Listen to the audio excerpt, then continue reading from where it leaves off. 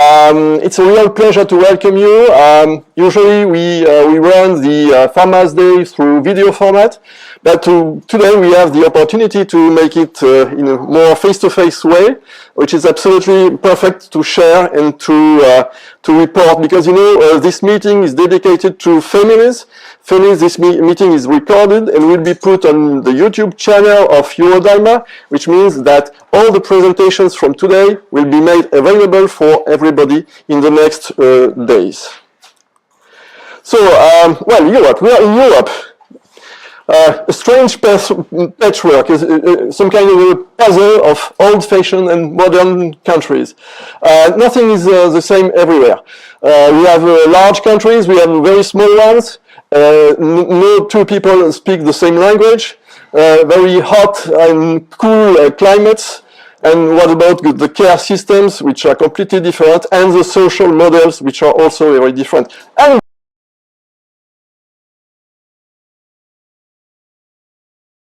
between 50,000 and 100,000. And the reason for the meeting, so it's because of Pharma's Day, well, it's a time to stop the machine and to make a snapshot and synchronize all these developments from the pharmas with the DM community. You know, in the meetings that we have with patients, especially in France, they often ask questions about the pharma. And we try to answer, we redirect to the press release, but it's not the same way if they have a compact format to explain what is really ongoing. And so the Pharma's Day idea came for that, and it's really now a success from year to year. And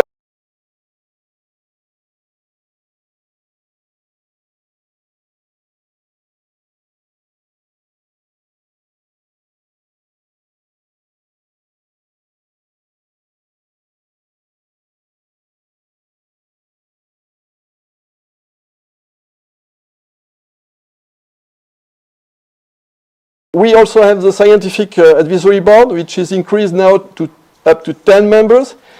Basil retired, which is really a shame, and Benedict is now in charge, which is not a shame. Okay, so now EuroDyMa covers the full spectrum of activities dealing with myotonic dystrophy. We have informal contacts with drug industry. Of course, we have to stay in respect of our status, but really we have established a strong connection with the pharma. We also participate in a repurposing program, which is sympathetic, and there will be probably a lot of talks during the IDMC meeting about sympathetic. We have inside EuroDyMa a social task force with 3 of our members to share best practice and awareness of the disease. And that's really important because sharing social issues and other ones is absolutely necessary in our disease. And I encourage you to look at poster number 67, where we describe the way we communicate with the patients everywhere in Europe. Also, we have now a DM patient representative approved by EMA, making it possible to discuss with them. And we have internal scientific workshops twice a year to synchronize about the various developments. And for the clinical trials, we encourage you to look at the poster number P93 also, which is describing the patient perspective dealing with clinical trials. So if we go to today's meeting, we are 65 registered. We have a lot of people from North America, Europe, and some from Japan.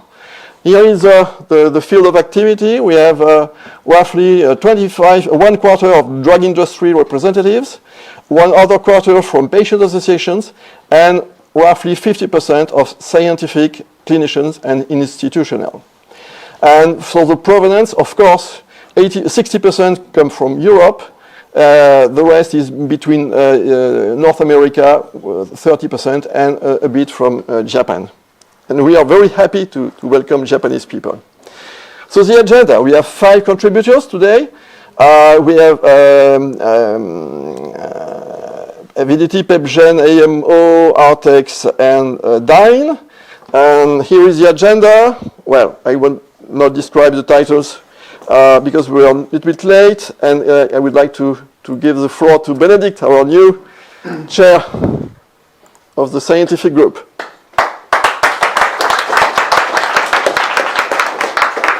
All right, good morning. I think I should use that because for the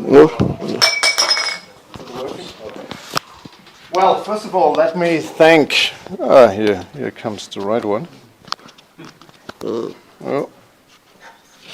that one better. Other way around. Okay, now we have it. So, good morning to everyone. So, a warm welcome from my side. And first of all, let us thank Basil for really the groundwork he did for this Euro-Dyma for the past year. So, big applause, big hand to Basil. I think this is really was the big starter, and of course chair is always as good as the members of the board, and I have 10 excellent members altogether, so therefore this is nicely and important, and I know a lot of them for many years, so I know it's trustful, we do the right thing. Industry people, thanks for joining us because we need you. So to step up in this world is so important that we join forces here. So from basic research, I see a lot of basic researchers here, and they are the starters, you know. You take up their information, their all what they did ground-based work in the labs, and you take up parts of this, do redevelop parts of it, and then we face the clinical trials. And here there's a few words from my side to be respected, I think, in future. We always have to consider our patients. So this is the core what we are doing here. It's not about any doctors, any scientists, any industry member, any shareholders or whatever. So it's about the patients. And I think that is something you have to reinforce in everyday life in your situation again and again, because this also can only build up a trustful society altogether if we have this focus still in mind what we are doing. And I think that's one of my core things I always will take care on in this situation, and as a scientific advisor to this patient organization, I feel that we have to give them really a good hand. This is a society, I just talked with one of you on this, who is not in the already shaped industry area of treatments. So therefore, be very much respectful in the networking, what you are doing here, because we also know that there are investors around, and this is something that faces the industry, but also the scientists and also the doctors will face that.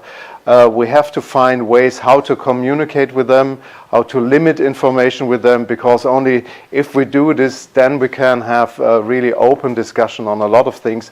And therefore, this pre-meeting is really something we'd love to do, especially on this purpose, to be very frank, very open. So therefore, I pass around the the microphone. I'd like to have 2 or 3 comments from your side. What are the 2 most important things for the DM community we have to face the next time? I'll start here. Come on. What are the 2 most important things? Yeah, you. Come on. Hi, everyone. It doesn't work. It does. So the question is, The most 2 important things to be changed for myotonic dystrophy. okay. Very quick. Well, Next. No. I would say that finding treatment that's more effective, that would modify patients' quality of life, is the first thing. And second, to make sure that those drugs are accessible to patients in as many regions as possible. Very good. Past president. Making available the possibilities we already have and we are going to develop in the future when it comes to drugs. No? Okay. One of you? Thank you. Hope and goal-driven. Very good. Basic scientist. Two most important things, I would say, understand a little bit better what goes on in the central nervous system. That is like one of the remaining questions that you still have to address and get those therapies into the nervous system later. Ash. So in addition to what's been said, I would say one of the biggest things is getting a deeper understanding through regulatory bodies and payers to understand the disease, to understand the progression. And then the other part of it is, I think, a deeper understanding of natural history, data sources, and then as treatments come out, maintaining an a way to look at long-term outcome through registries and such. Rick. I think we can learn a lot from comparable strategies for other diseases. So we're not alone. Not alone. Charles. Find all the people who can benefit and get them on treatment. And some ladies' voices. Come on. Good guidelines for children with myotonic dystrophy and good outcome measures for future clinical trials for children. And the last one. Oh, no question. The thing that usually takes us in the end are cardiac issues and respiratory failure, so some focus on there would be good. All right, so we stop with this, but have you realized no one mentioned myotonia? Think about this. Very important. And by this I stop. I think we should really reinforce, and that we are doing over the next 4 days, discussing things and listen to the patients. It's still the major issue we all have to do, and go back to them and re-ask. So are we doing the right things, and reface really what they are sending us for messages and really trust them. I think that's the most important thing. Thank you. Thank you. So a couple of announcements, then in we go. No? Yeah. Doesn't work. Yeah. Okay, so a couple of announcements. So the lunch is at 12 sharp here below. The social event for the members of the scientific group is starting at 2 p.m. at the IDMC venue at the Artist Foyer, which is absolutely fantastic. And then the private meeting that we organize in the afternoon will take place at the booth of EuroDyMa. I don't know where is it, but it's in the building of the venue. And that's it. And we have to go to jump for the first talk, and it's from PEPGEN. Well, and it's from PEPGEN. No. Yeah, I do it. So you have to shout. It's from PEPGEN. I'm known It's now an advertisement. only with me. Yes. You run the slides? Come on. Okay. Yeah. Smart. Using the mouse or the keyboard. Keyboard's probably good. Okay, I'm known for talking fast but not loudly, so if you can't hear me down the back, please shout. Thank you very much for the organisers for giving us a chance to speak today. It's always great to see how many people are interested in this meeting and interested in what's going on. Let's do that rather. That's separate. It has nothing to do with Yeah, so I'll leave that one.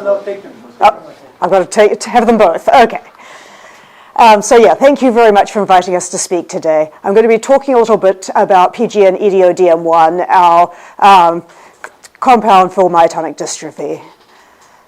Just as orientation, give a brief introduction, talk about our mechanism of action, go through our non-clinical data, and then give you an overview of the FREEDOM-DM1 clinical trial, which is now ongoing.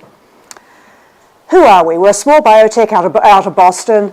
We are committed to changing the lives of people with neuromuscular and neurological disorders. I was always excited, as Benedict introduced, to talk about the patients, the people living with myotonic, because that's who we exist for. We don't really exist, well, my boss would say we exist for our stockholders, but we really exist for the community. This is our pipeline. As you can see, we're very much committed to neuromuscular diseases. We work mostly in Duchenne and myotonic, but we have other things in the background coming along as well. Our phase 2 studies in Duchenne are ongoing, and I will be telling you more about FREEDOM-DM1, our myotonic dystrophy trial today.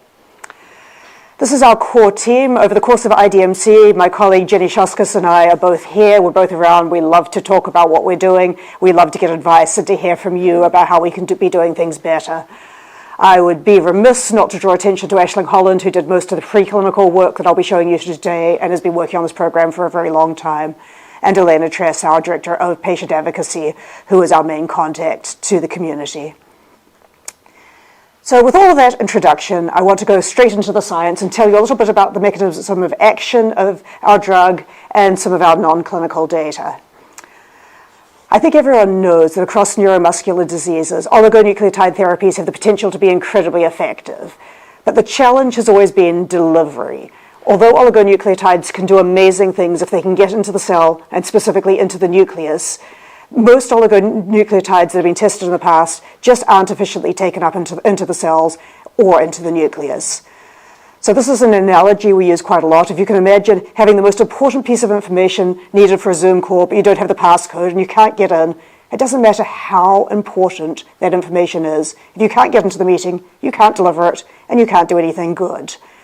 Our EDOs, or the small peptides that we call enhanced delivery oligonucleotides, attach the oligo and they act as that passcode, getting you into the Zoom room, into the nucleus, where they can actually deliver their message. And that is the magic behind what PEPGEN is doing. In case you think I'm talking garbage, we do in fact get into the nucleus. This is an experiment in myotubes where you can see those little red dots are the PMO, the oligonucleotide, and you can see that they penetrate both into the cell and into the nucleus. We've also shown this in animals as well, but I don't have that data in this presentation. So we really get our oligo into the nucleus, which is where it needs to be to work. We also have shown, and this is an overview slide, I'm not showing you all the data, that we get into many of the tissues important for myotonic dystrophy. I didn't get an opportunity to answer Benedict's question, but I think one of the unanswered questions for myotonic is the multisystemic nature of the disease, and that you can treat one symptom, but that doesn't treat the disease. You really need to get your treatment to all kinds of parts of the body in order to work. We've shown great delivery to cardiac muscle, to smooth muscle, which includes things like the GI system, and to skeletal muscles, which are the cause of many of the symptoms of myotonic. We have some delivery into the CNS, but we're still exploring that. So how do we work? So what's our oligo actually doing?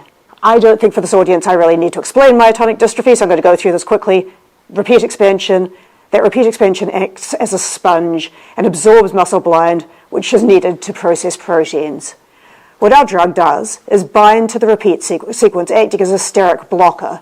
This means the muscle blind can't bind, it's freed, and it can go on to all about its natural processes, process proteins correctly, and potentially improve symptoms, or that's the idea. Again, cartoons are nice. What about data? This is a very data-heavy slide, but if we start on the left-hand side, you can see untreated cells and here, and then cells that have been treated with EuroDyMa. You probably can't see the red dots, which are the myonuclear foci, but you can see the white arrows pointing at the red spots to see that the number of foci decrease after treatment. And then in the graph, you can see when it's quantified, there's a dose-dependent decrease in foci in these cells, which I should mention have 2,600 repeats. So we do reduce the number of foci. The middle panel, you can see the same thing, only in this case we were staining for muscle blind protein. And again, you can see the muscle blind is in those myonuclear foci before treatment and largely liberated after treatment. And that translates to good splicing correction in a dose-dependent manner, as seen in the graph on the far side. So our mechanism holds true in cells. We like to include this slide because many of our competitors don't act by blocking and liberating muscle blind. They act by knocking down DMPK. Our mechanism is not to knock down DMPK. And here you can see in cells and in monkeys, we indeed do not knock down the DMPK exactly as planned. Here is some data from the HSA-LR mouse model. We're looking at two transcripts in particular, just as examples. One's an exon inclusion, one's an exon exclusion. And you can see that with EuroDyMa treatment, we correct missplicing, 91% in the case of ATP2A1 and 68% in the case of CLCN1. And those are just two examples of transcripts we've looked at. So as in the cells, in the mouse, we can show splicing correction. The nice thing about the HSA-LR mouse model is you can also correct, measure myotonia, and again, at 30 mg per kg, we can completely correct the myotonia in the mouse model. Unfortunately, as you all know, that mouse model doesn't have all the symptoms of DM1, so that's really the only symptom we could look at. And because we love to show videos, if I can get this, my mouse going, this is a mouse, an untreated mouse. You can see when they pinch his back legs, they get stuck behind, and that's the myotonia that you can see. And here, when treated with EDO-DM1, the mouse immediately, after being pinched, runs off perfectly normally. That is the correction of myotonia that we're talking about. It's always nice to see that in the mouse. The little back legs sticking up behind in the untreated mouse, and perfectly normal walking in the treated mouse after a single dose. That is exciting, though as we all know, myotonia is not the only symptom of DM1, and obviously we would like to understand more than just myotonia. So that was all data after a single dose.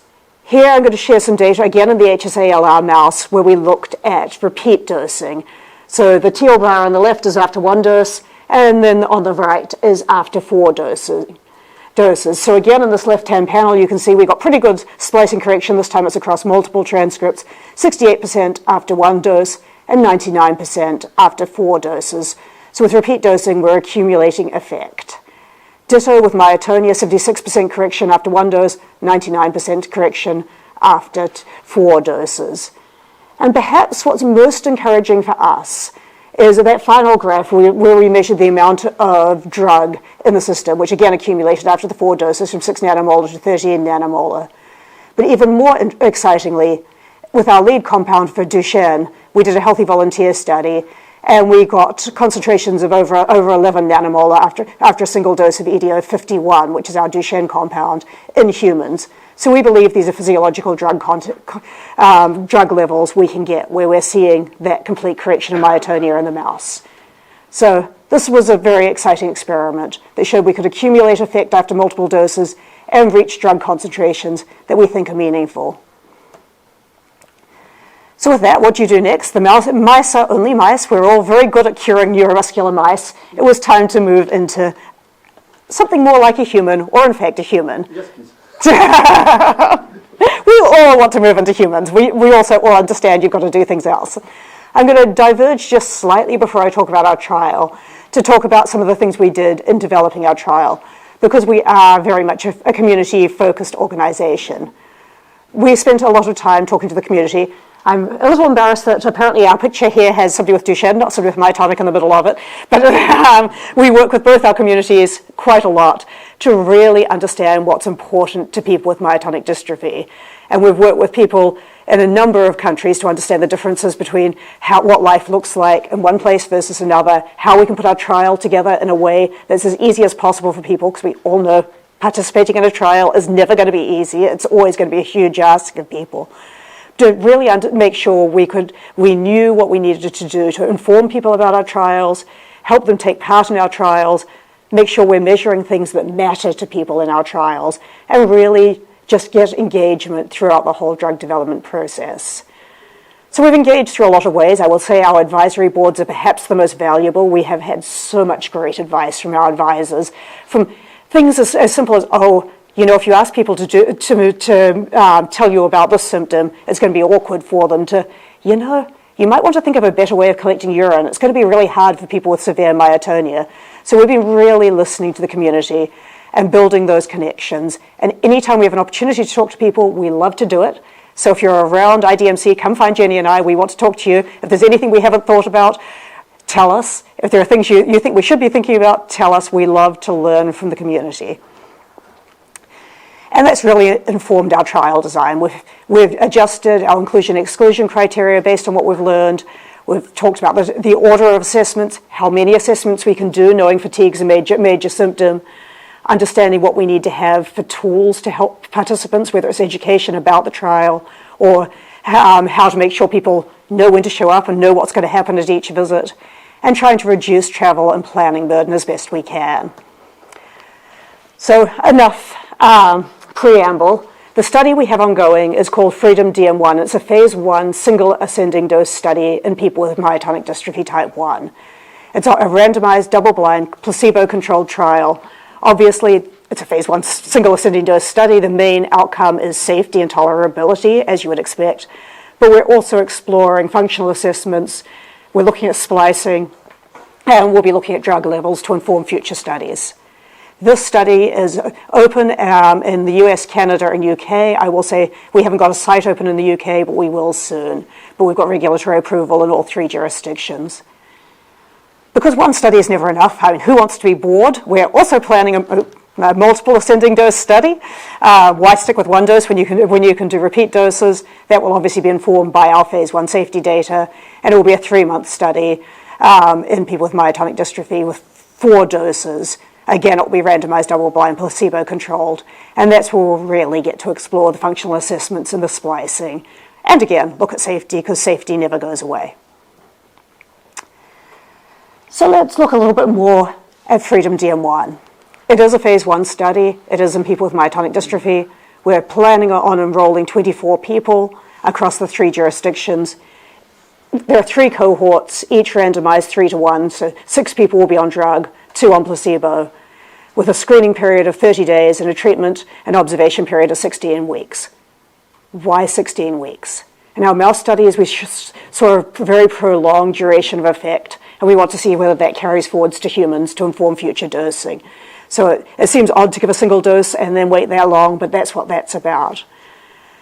Here's the study design, 5, 10, 20 mg per kg, 3 cohorts, each 8 people, 6 on drug, 2 on placebo, 3 biopsies, 1 pre-dose, 1 at day 28, and then 1 at week 16, as I said, to look at that duration of effect. We will have as a single dose, and we will, as I said, explore some of the functional outcomes really to inform the next studies more than because we expect to have huge effects after a single dose. What are we looking at? Lots of safety things, so lots of blood, lots of urine, obviously keeping an eye on changes in medication and health. We are exploring strength and motor function activities, we're doing some patient-reported outcomes, and of course, importantly, we'll be looking at splicing and drug concentration. Inclusion criteria, ages 18 to 50, this is quite broad. Obviously, they must have DM1. Our drug mechanism wouldn't work if you had DM2, so obviously we need to confirm they have DM1. People do need to have myotonia. They do need to have a certain level of strength in both legs to ensure there's enough muscle to biopsy. We are excluding people with congenital by a fairly narrow definition, and obviously anyone with other known presence of clinically significant conditions, because that could confound safety measurements. And because we are looking at myotonia, we don't want people who are currently on mixilotine or other myotonia drugs. And we want people who are generally healthy. Unfortunately, I can't give you any results because the study is ongoing. I haven't seen any results yet, so I certainly can't share them with you, but that's where we are right now. We will be sharing the results as soon as we have them with the community. And I just wanted to take a moment to thank all the many people who've been involved in this program so far and who will be in the future. And that's from people like our preclinical collaborators who did a lot of the mouse and cell experiments for us, the clinical site staff and investigators, certainly our community and clinical advisors who, some of you are in the room, and thank you. I have bugged you a lot with a lot of questions, both community advisors and clinical advisors. We've learned a lot from you. And of course, our clinical study participants and their families. There aren't many of them yet, but we are recruiting and we will have many more of them as we go forward. So big thank yous to everyone who's been involved, and thank you to EuroDyMa for inviting us today. If you want to learn more about our trials, there's all the ways of connecting us, or you can come and find us at IDMC. And with that, I'm happy to answer any questions you may have.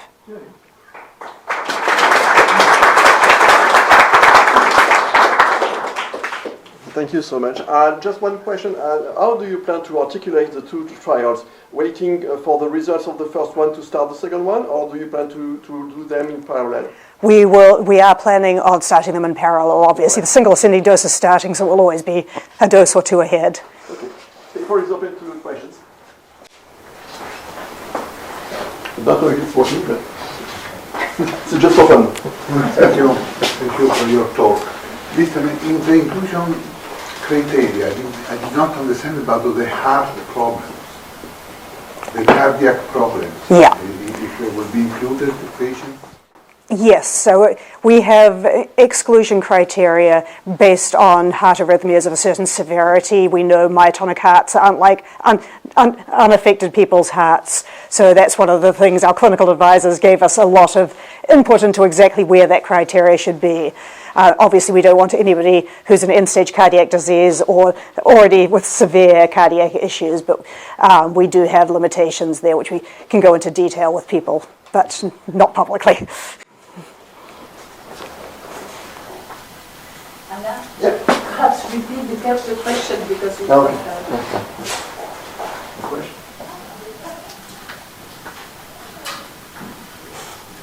Thank you for this very promising presentation. So my question is, well, Dick said, well, we should look at other muscle disorders, but at the same time, we should not simply copy protocols from Duchenne.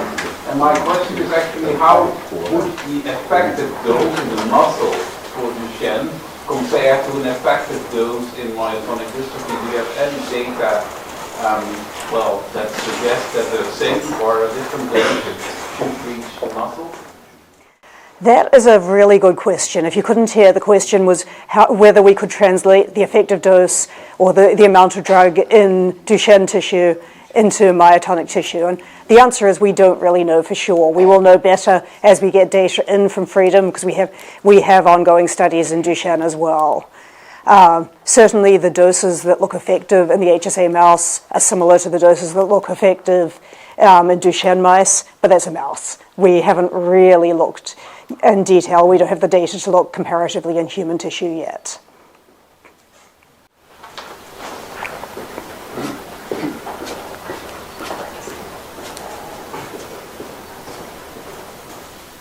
It seems like the scaling from rodents to humans was pretty close to 1-to-1. Is that true? You get the same tissue concentration?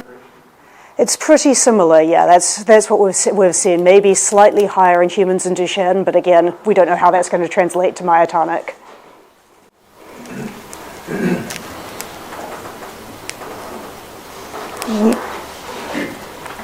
In the selection of the patients, have you considered maybe taking into account the repeat length in the blood, or maybe better in the muscle?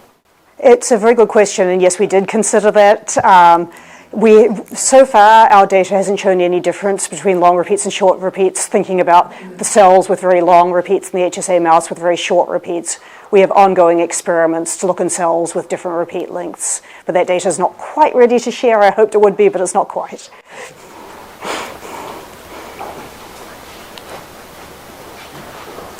Is there any possibility that the body will induce antibodies against the peptide, because it may reduce the effect of the peptide after repeated injection? It's a very good question. We haven't seen any indication in preclinical studies or in our Duchenne trials so far of any immune reaction to the peptide. It contains a number of non-natural amino acids. We haven't seen it. We're looking for it. We're collecting samples for immunogenicity experiments, but we have not seen any indication in any experiments we've done so far that there will be an immune reaction.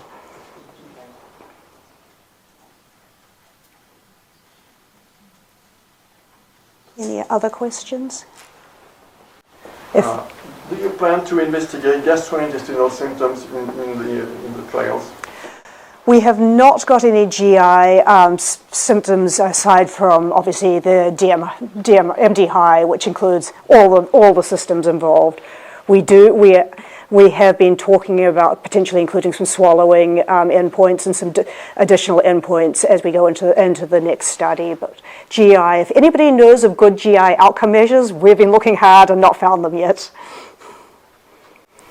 Does it mean that a scale of evaluation of gastrointestinal issues is missing?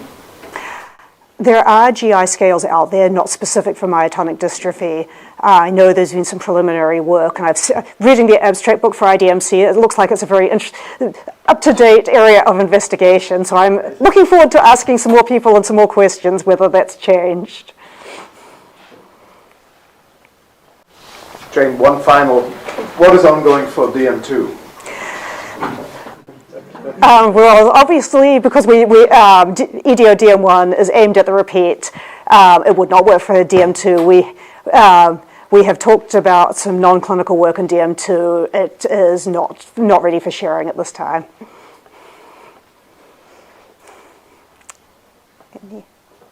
Any other questions?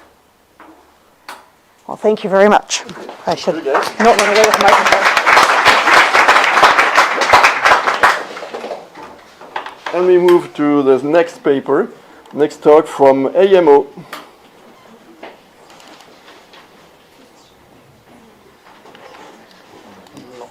No.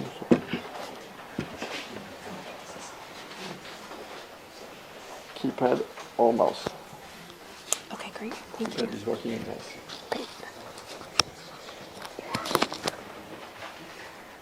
Hi, good morning, everybody.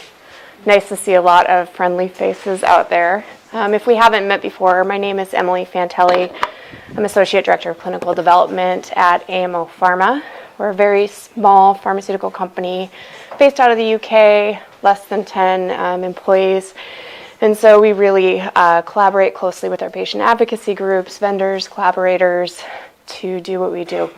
I heard a lot of points brought up this morning that I hope I can touch on in this presentation as we discuss the results of our recent clinical trial in children with congenital myotonic dystrophy. So we're here to talk about the study results. As a bit of background, AMO-02, or titiglucib, is our small molecule compound. It is taken orally once a day. It's a strawberry flavored liquid. And what we know about AMO-02 from our preclinical work is that it has a dual mechanism. First of all, it is a GSK3 beta inhibitor. And we know that GSK3 beta is dysregulated in individuals with myotonic dystrophy.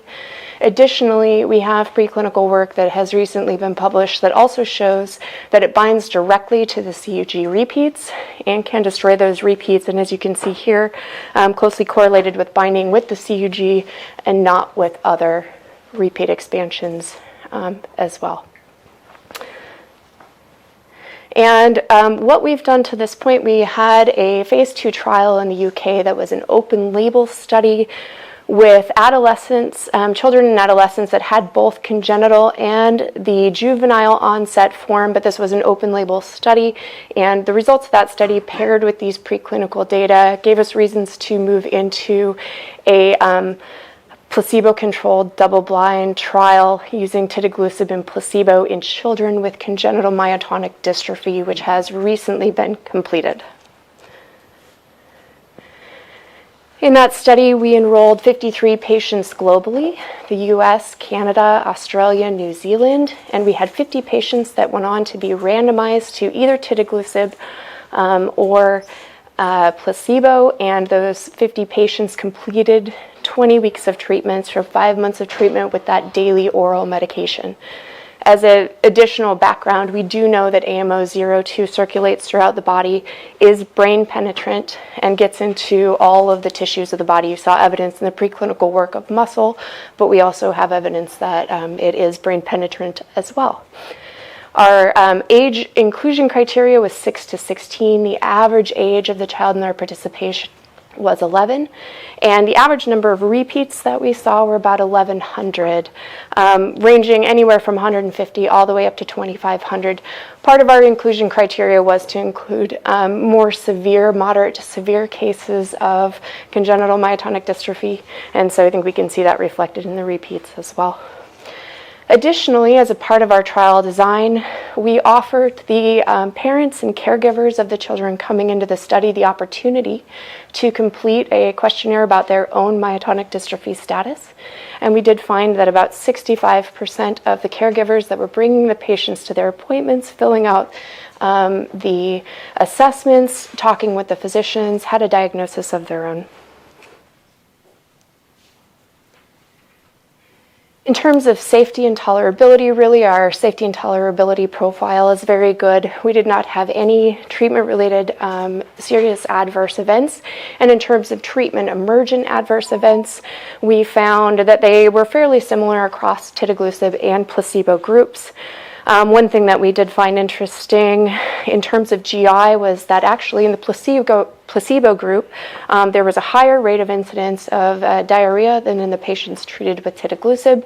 And as we know, as we know, diarrhea is one of the more problematic signs and symptoms that individuals with myotonic dystrophy express as something that impacts their daily life.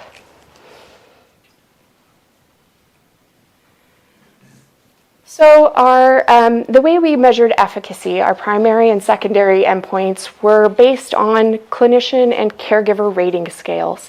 What we found in those, in our primary and key secondary endpoints, was that they were heavily influenced with a placebo effect, which actually is not uncommon to see.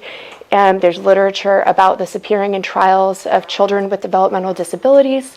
And so we pivoted and turned to looking at what our functional assessments would tell us, things that are not going to be impacted by a placebo effect. These are the measurements captured by the physiotherapists in the study, by the neuropsychologists in the study, and then also our blood-borne biomarkers.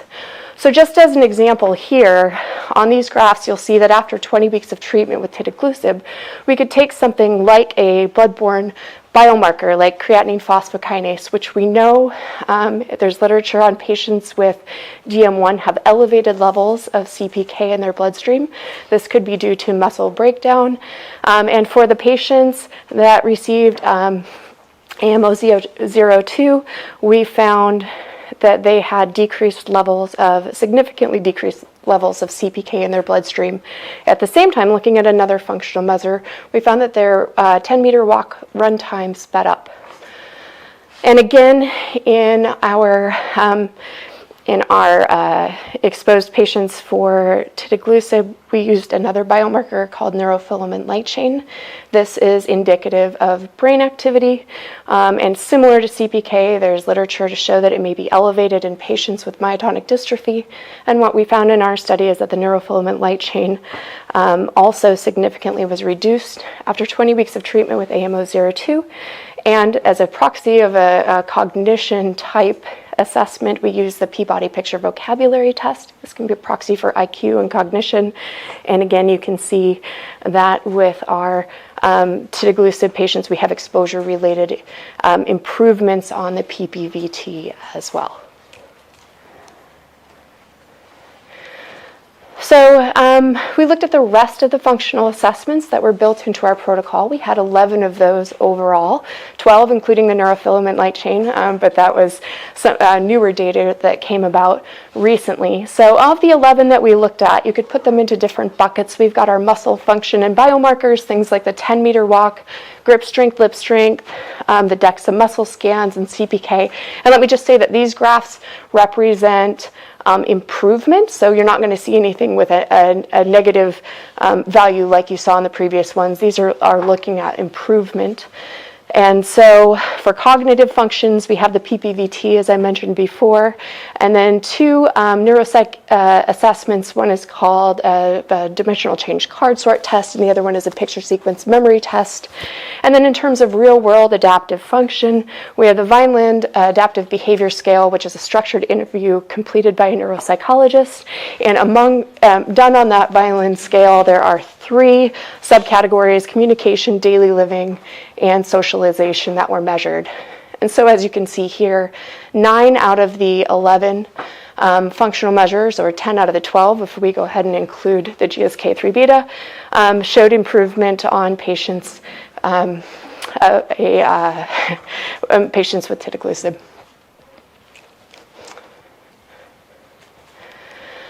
So those are the results from our 20-week clinical trial in the children with congenital and myotonic dystrophy.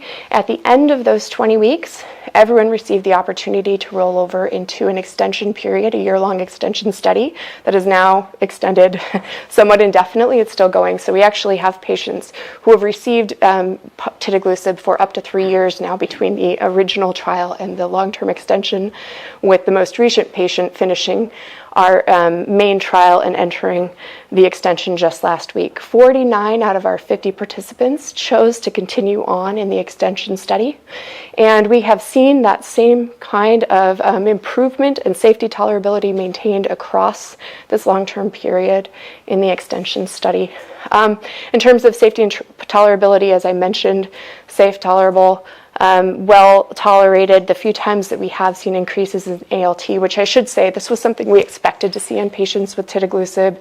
In prior clinical trials, there was about a 10% incident rate of elevated ALTs. That was about what we saw in the main study, has continued on into the extension study. And really, we've been able to manage that quite well with either taking a break in dosing or reducing a dose. And all but one subject has been able to continue dosing with tidagliflozin.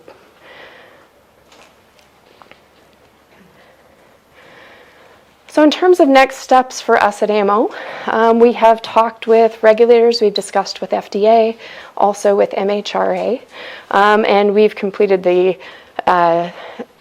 congenital myotonic dystrophy in the child portion of the development of this drug, and we're going to move on to doing an adult onset DM1 study, recruiting adults. We plan on recruiting these adults globally and hope to start that study this year. So we've agreed on a study design and we're moving forward into our adult portion of development. It was mentioned that patient communities are important. We couldn't agree more. We work very closely with our patient advocates. We're very thankful to the groups that we're allowed to collaborate with. We're thankful to our investigator sites and the study teams that have done an excellent job of carrying out this, what seems to be going on forever, extension study, but certainly the main part of the study as well. We're a small company, as I mentioned, less than 10 people, so we work closely with our vendors, our partners, and our consultants, obviously our investors, but most importantly, the study participants and their families. We really, really appreciate all the work that has been done by them on our behalf. Okay, any questions?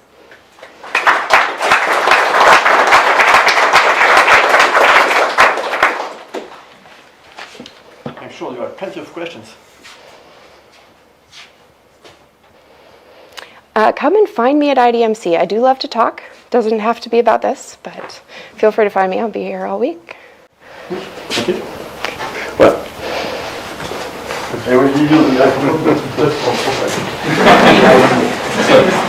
You described the direct binding effect of the interrupted repeat. Can you expand a little bit on the selectivity of this interaction with regards to other repeats and what you have done? I would love to. I'm on the clinical side of things. So what I can do is connect you with our preclinical, our Chief Scientific Officer, Mike, and he can expand on that a little bit more. I'm sorry, that is definitely a shortcoming of mine. I'm a little too sensitive for the preclinical side. I can't even watch the mouse videos, so I'm sure it was great, but I had to look away.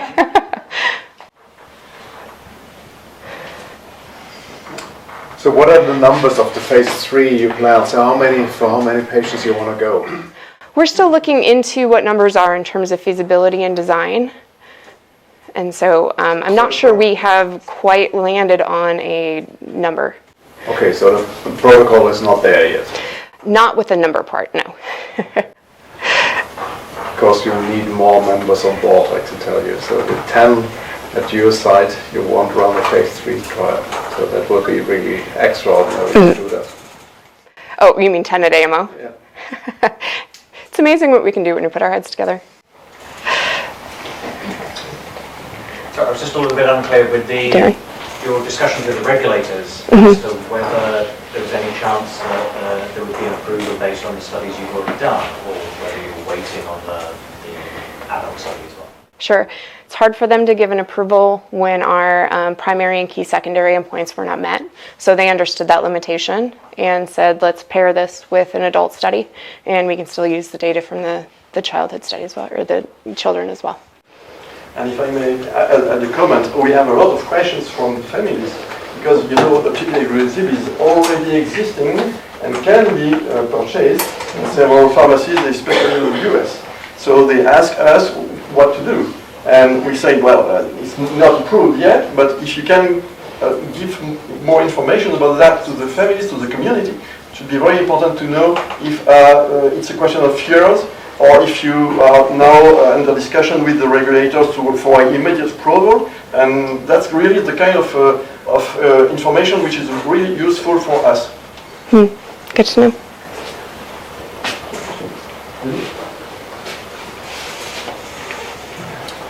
Yes, as a basic research, I heard a lot of questions, but just maybe two.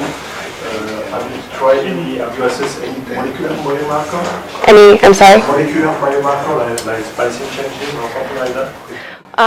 And again, for the splicing information, I'll refer you to Mike. He's a little more familiar with that. You could see the blood-based biomarkers from our human patients that we were looking at here. Maybe I missed, but do you present some data about myotonia in the patient? It was on, let me go back. I mean, myotonia is not our function, our focus, and it sounds like from patient advocacy groups, perhaps it's not a focus of the community as well, but we did have improvement on our grip strength and lip strength. We didn't measure a release time in the study, it was purely grip strength. Maybe I missed it, but you said that in the 3-year extension study, did you continue to see a progression of an improvement, or did it stabilize in regards to the 20-week, or whatever it was that you first? Sure. I don't want to misspeak on that, so I will tell you that we certainly have seen the gains that were achieved in the original study maintained across the extension study. As to whether or not there have been additional improvements, we haven't really had a chance to look at the data with that lens on. So for now, I'll just say that we do know that those initial improvements have been maintained.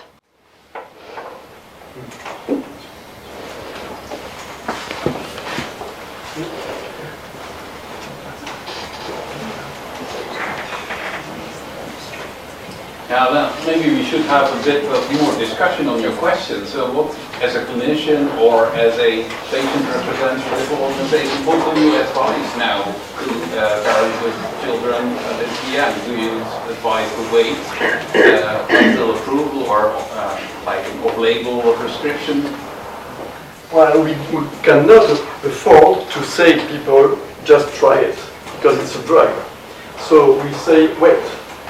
But we know that they don't wait. The pharmacy in New York, which is selling paclitaxel for 1 gram, it's $1,200 for 1 gram, and you cut the pill and obtain some levels. But you know, it's a very dangerous way to do, and we do not advertise this kind of statement.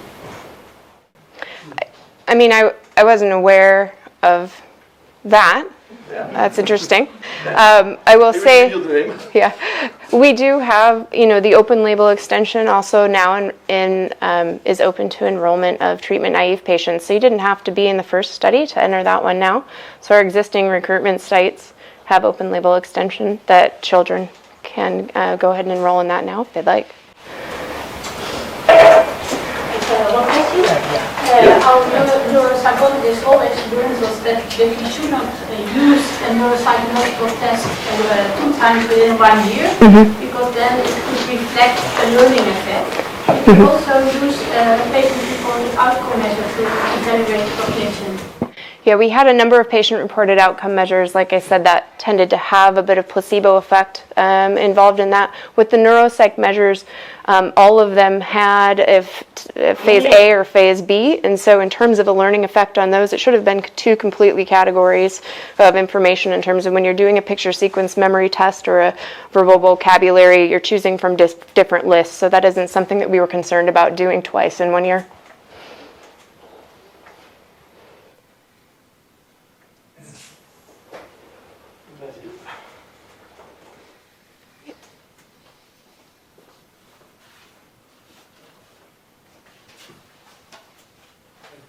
What about the error bars in these graphs? Is there heterogeneity between the different people? Are there very well responders compared to less well responders? So, can you explain? In short, yes.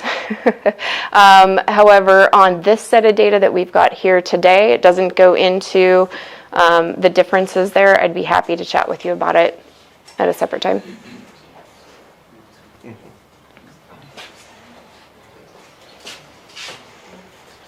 You mentioned that you were asking patients to fill questionnaires.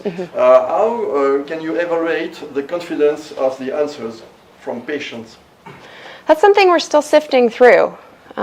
It's been an interesting journey to look at patient-reported outcomes, which are very important, caregiver-reported outcomes, clinician-reported outcomes, and how those all line up together and what they told us. Certainly the functional assessments here, we believe, tell a story about what tidagliflozin may be doing with muscle and cognition, and we're still looking through what the patient-reported outcomes may tell us.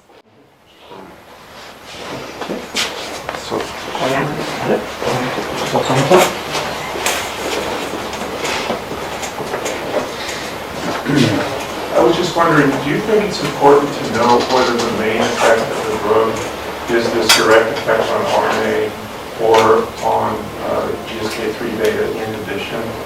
And if it is important, do you have a way of trying to figure that out? It's an interesting question. I mean, certainly mechanism is important to understanding how the drug is going to impact the patients and the things that the patient community would like to see. And so I think we've got, again, I'm going to direct you to Mike on that, and I'm happy to set up a call, Dr. Thornton, between you and Mike for that answer. Considering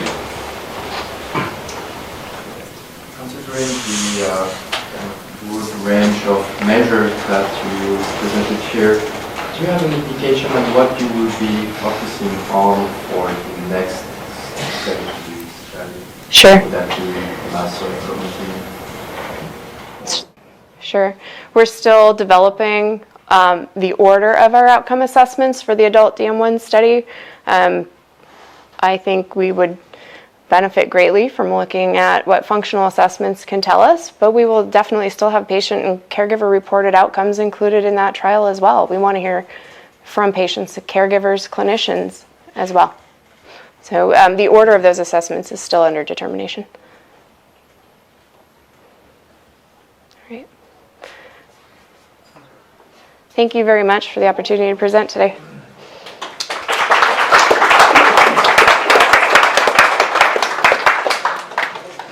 Excuse me. Thanks. Okay, thank you so much. And as you know, in every orchestra playing well, there is a bad note for a certain time. And the bad note is right now, because you had some late information that ARTHEX could not present because Judith Water had a very important issue in her family, and so she can't come. And yesterday, we tried to... Oh, yes. We tried to find an alternate way to present, and she recorded our presentation. I will run it right now, and then we will have her on the phone for answering questions. So, fantastic new ARTHEX starting. Hi everyone, my name is Judy Walker and I'm the Chief Medical Officer of ARTHEX BIOTECH. I'm going to speak to you today about ATX01, our lead candidate, which is a novel anti-miR-23B oligonucleotide to treat myotonic dystrophy. I'm sorry I can't be with you in person in Nijmegen, but I hope that we can still impart some useful information to you so you can learn a little bit about our upcoming phase 1/2 study. On the next slide, we have our disclaimer. And let me tell you a little bit about ARTHEX BIOTECH. We are a very small company, a private biotech company that is headquartered in Valencia, Spain. This is most of our team in this photo here.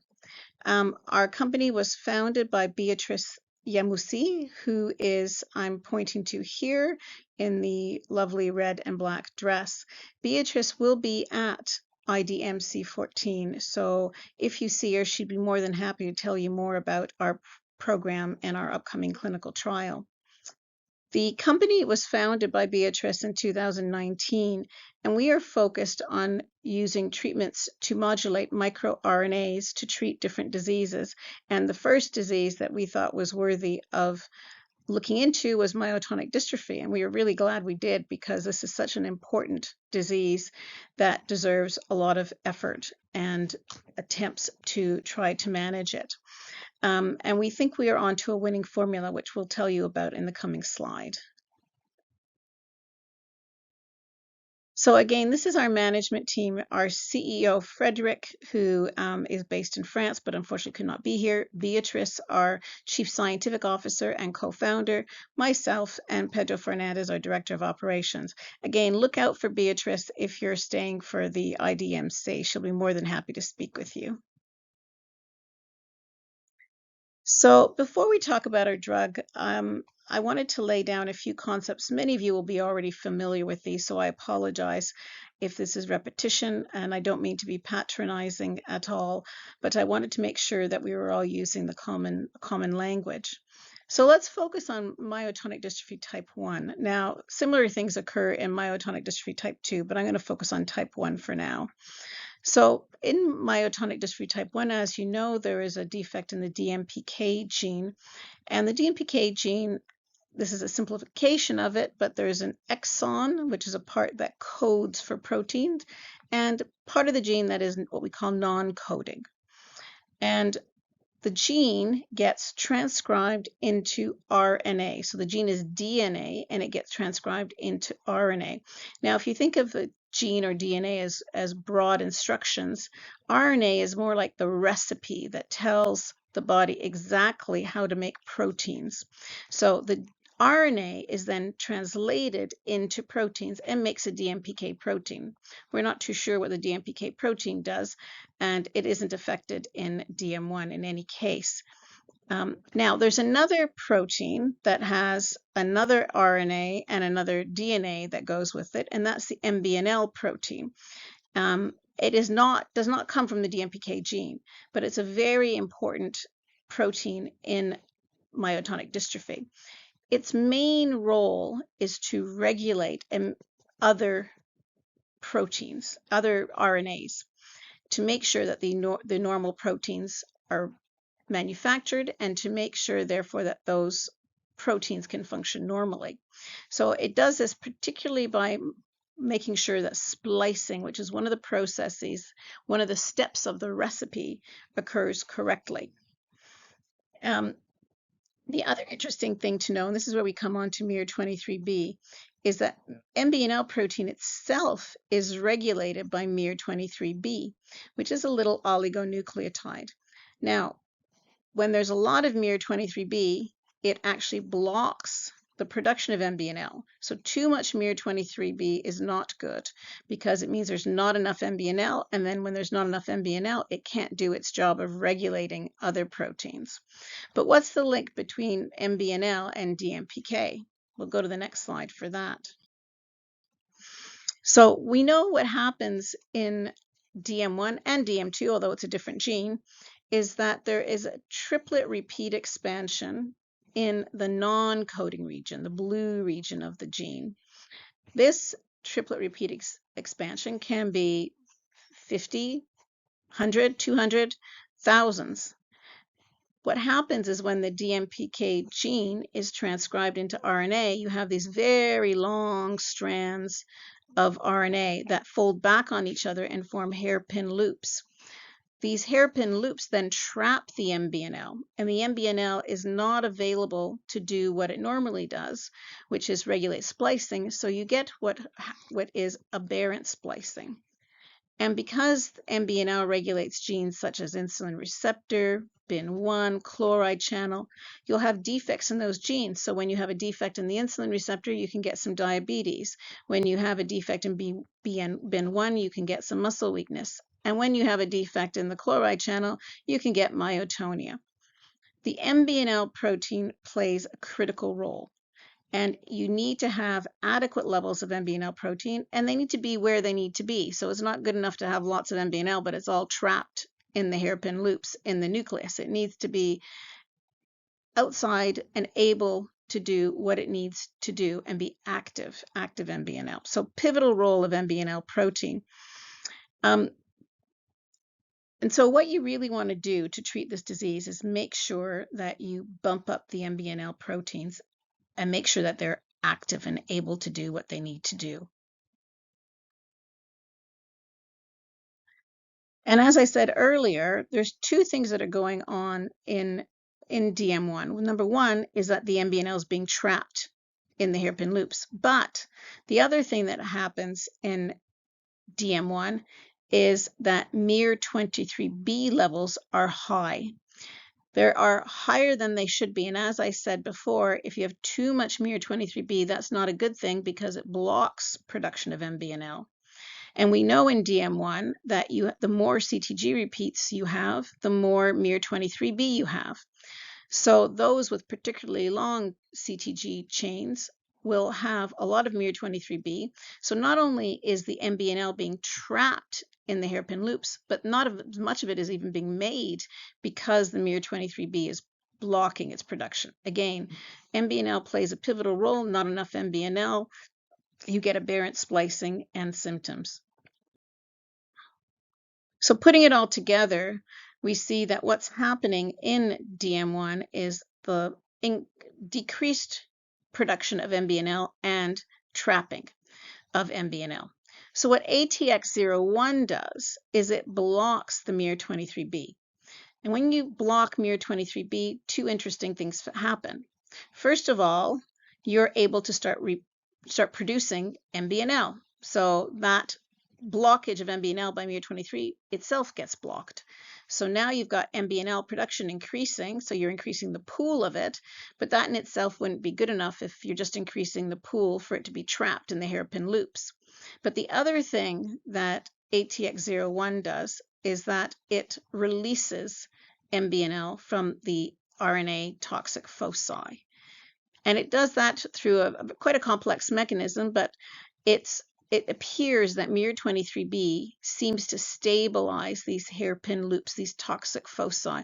And as soon as you remove the miR23B, the toxic foci become unstable and release the MBNL. So therefore, you've got two reasons why the splicing can be corrected. One, you've got more MBNL being produced, and two, it's being released from the foci. So it's a dual mechanism of action. It's a little bit different from some of the other drugs you've heard about or going to hear about. We've done a lot of work in animal to see, does this work in animal? And I'm just going to show you one of these experiments, which is in the HSA-LR mouse, which is a well-known mouse model. And I apologize, I know this slide is complex. We did many experiments. This is just showing you one of them where we injected the mice with 3 doses 2 weeks apart. And we compared in the bottom left-hand picture, we compared the mouse that had the disease, the HSA-LR disease, which is similar to DM1, but not exactly the same. And that shows you the gray line, it shows you their strength, grip strength. And it is low and stays low after these injections. The normal mouse that doesn't have the disease would have a grip strength in that mauve range, that mauve bar that shows it's much higher. What we did then is we gave ATX01 in different doses, and the more we gave, the more improvement of strength we saw, and it was all into that normal range. So we have an improvement in grip strength. Next to that, we see the splicing, and as we increase the dose, we get an increase in PSR, which is percent splicing rescue. So the more you give of the drug, the greater improvement you get, up to 75% improvement in splicing. And this is with 3 injections. And I mentioned MBNL was pivotal, so we measured MBNL. We measured it in muscle, we measured it in heart, diaphragm, and brain. And again, we saw that as we increased the dose of ATX01, we showed an increase in MBNL in these various tissues. So the important thing from that is that not only does ATX01 increase MBNL in the muscle, which is obviously important, but we all know that DM1 is a disease of more than just muscle. It affects the heart, it affects respiratory function, and it affects the brain. So it's very encouraging to see that we have evidence of effects in those other tissues. Go back one slide.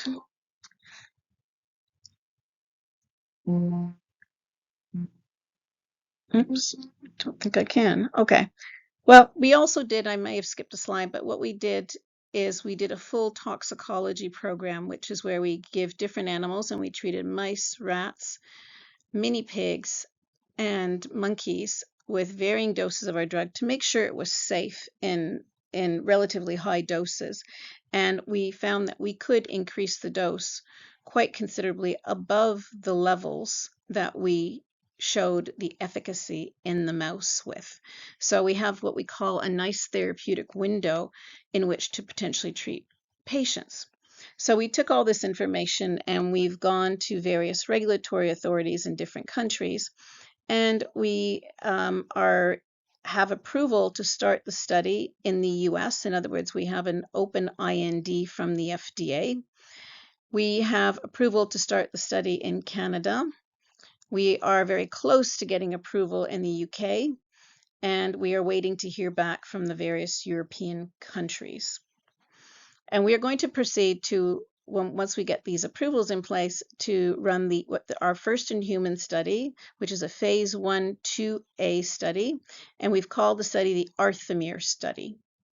Now, this study is a double-blind, meaning that there's going to be a placebo, and patients and their doctors are not going to know who's on active treatment and who's on placebo. It's got two parts, a single ascending dose and a multiple ascending dose. In the single ascending dose, each patient or each participant will get one dose. In the multiple ascending dose, similar to our experiment in the mice, each participant will get 3 doses 2 weeks apart. And in this first study, we're looking at classic myotonic dystrophy type 1. Now, as I said earlier, the mechanism of action would be the same in type 2, but we're starting with type 1, and we're starting with an adult population. As with any first-in-human study, the first goal of the study, the primary objective, is to look at the safety and tolerability of single and multiple doses. But we are also going to look at biomarkers. In other words, we're going to, as we did in the mice, we're going to measure the MBNL levels in muscles, and we're going to look at the splicing index in muscles. So yes, this does mean muscle biopsies, but we're going to try to make these as infrequent and as painless as possible by doing needle biopsies. We are also going to be looking at what we call clinical endpoints, things that really matter to patients, such as, does it relieve my myotonia? Does the drug make me walk faster or better? Can I get up more quickly from a chair, etc.? Now, we are expecting to enroll our first patient in the coming months, likely in the US, followed by Canada, and hopefully we'll get our first patient in Europe later this year. We're expecting that might be in Spain, but we'll see. As for the sites, we've got 3 sites at the moment in the US. We've got 1 site in Canada, and in Europe, which is what I think this group is most interested in, we are planning to have a site open in the Basque country in Donostia, San Sebastian. We are planning to have a site open in Paris. We're planning to have 2 sites in Italy, Milan and Rome, and we're hoping to have at least 1 site in the UK in London. But we are looking to add other sites at this point in time. So keep checking our website and keep checking clinicaltrials.gov. And we have the exact address here for clinicaltrials.gov. As soon as sites become activated, we will add them to clinicaltrials.gov. So who can be in the trial? You know, we would love to invite everybody, but sometimes when you have too many different participants with different phenotypes, in other words, different presentations, it's really hard to see if you're having an effect. Also, we want to make sure that we invite, because it's first in human, we invite patients to participate in the trial in whom we believe the drug will be safe. So we have what we call inclusion and exclusion criteria. So in terms of inclusion criteria, we want patients who have a diagnosis of DM1 with at least 150 CTG repeats. These can be men or women between the ages of 18 and 64. We want patients who are still early in the course of their disease, so they're able to walk, but they have to have myotonia, at least 3 seconds of myotonia. And of course, we want all patients to really understand what they're getting into and to have signed the informed consent. We want to exclude, as I said, congenital DM, which is DM from birth. And because we're doing muscle biopsies, patients have to be willing to undergo the muscle biopsies. While participating in the study, the patients cannot be taking any anti-myotonia medications such as mexiletine, and we want to make sure that we don't have people with advanced cardiac disease. In our animal studies, we have not seen any cardiac problems with our drug, but we know that patients with myotonic dystrophy can have some cardiac problems, and we want to start with a relatively healthy population. In later studies, we can start adding in patients with more severe cardiac disease, but just because this is a first-in-human study and we want everything to go well, we're going to be limiting who can participate in the study if you have cardiac disease or other disease, in fact. So anything that might put you at risk, we really don't want to take the chance. So what does the trial involve? Well, for part 1, which is the SAD part, there's a screening period, and during this time, we will do baseline muscle biopsy, we will do baseline clinical assessments, we will get a Holter monitor, which is a heart test, an echocardiogram if you haven't had one in the last 6 months, and a number of other tests to make sure that you meet all the inclusion-exclusion criteria. In the SAD, you'll receive 1 dose. It's given by infusion over about 20 minutes, so it's an IV infusion over 20 minutes. You'll be in the clinic for 24 hours, so you're going to stay overnight after that first dose to make sure that everything's okay. You won't know if you're getting the active drug ATX01 or a placebo. If all goes well, you'll be discharged the next day, but you'll return to the clinic for a number of different visits. Some of them will be telephone visits, some of them will be on-site visits over the next 13 weeks. And you'll have assessments such as blood tests, muscle testing, questionnaires, as well as muscle biopsies. Part 2 is pretty much the same, except that instead of getting a single dose, you will receive 3 doses 2 weeks apart. And after the last dose, you'll be followed for another 13 weeks. But otherwise, it's a very similar study design for part 2. Now, if I show you a graph of what it looks like, the top line shows what happens with a cohort in the single ascending dose. Now, in the single ascending dose part, we are going to have 4 cohorts. In each cohort, we're going to have 8 participants.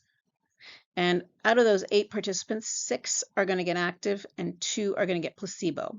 So there's a 3 out of 4 chance of getting an active dose. So as I said, there's going to be baseline assessments, including a biopsy. Then you're going to get the single dose injection. And then you're going to get another biopsy either at day 15 or day 29 after dosing. Half the group will randomly get it at day 15, half at day 29. And then there'll be other visits, and then you'll get another biopsy if you don't go on to the MAD part at day 85. We will offer patients who are in the SAD the opportunity to go into the MAD. If all the MAD slots are filled, we will offer patients in the SAD the opportunity to go on to an open label extension when that starts. The MAD design, as I said, is very similar. Again, we have 3 cohorts this time of 8 participants each. And again, we have each cohort, 6 patients will be randomly selected to get active and 2 placebo. There'll be a baseline biopsy, then the first injection, second injection, third injection, and then a biopsy at the end of the study, again, followed for 3 months after the last injection.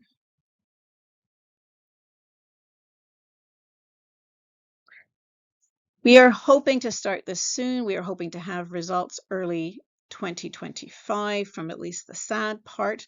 And we're very excited to start this because we think we're offering a different approach. We already know that there are some treatments that have been tested and are looking quite promising, but it's always nice to have different options and perhaps have even greater effects or perhaps a different safety profile. So this is why we feel it is still worth having multiple potential drugs available for persons with myotonic dystrophy. And as I said, our product is different. And one way, we block the action of a microRNA, not directly acting on the DMPK foci itself, but acting on a microRNA that secondarily acts on the DMPK foci. We also have a dual mechanism of action. And that is important because we reduce the toxic DMPK foci, release the MBNL, but we also increase the MBNL protein production. So the theory is that we should have a lot of MBNL active to be able to do its normal role.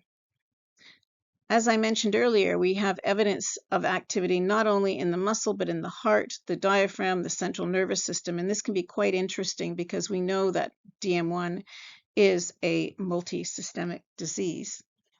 And of course, we believe our drug could also be active in not only in adult DM1, but in other forms of DM1, including congenital DM1, and also in DM2, because although it's a different gene, the concept of MBNL trapping and MBNL reduced production remain. So I think this could be a very interesting investigation. We look forward to partnering with EuroDyMa, with all the national European organizations, and with all of you to make this upcoming study a success and to bring even more treatments to patients with myotonic dystrophy. Thank you very much for your attention.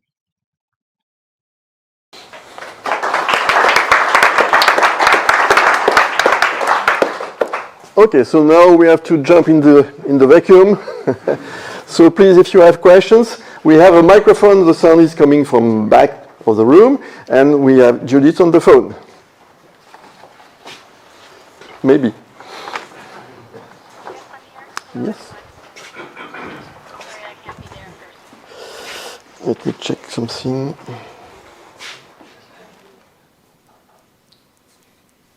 Could you speak a little bit? Say that again. Hello everyone. Well.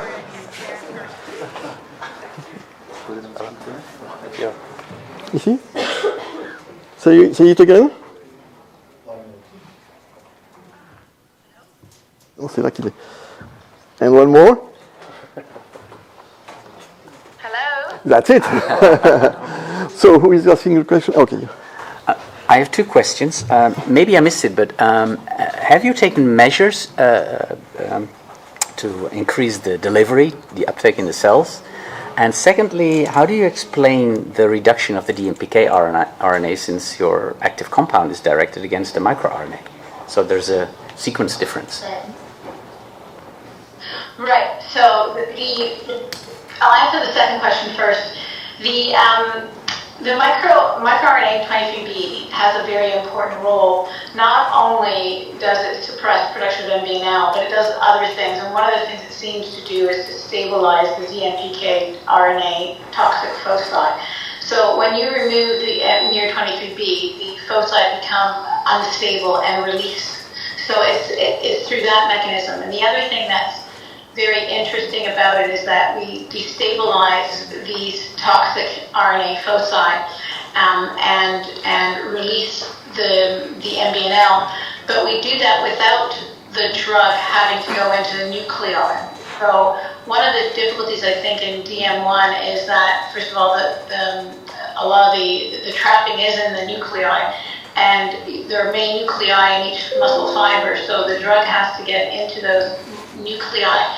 But what the microRNA 23B is in the cytoplasm, so by working on the micro 23B, and then that having a secondary effect on the toxic foci, we can get the result without directly having an ASO against the DMPK. And then I think your first question was about getting the drug into different cells. I'm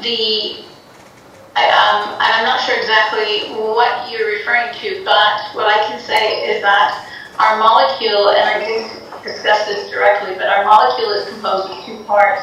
There's the anti-sex oligonucleotide, which is complementary to the miR-23B, and that's sort of the active part, but it's also conjugated with a moiety that allows it to enter the cells we want it to enter and not enter the cells where we don't want it to enter, where it could cause toxicity.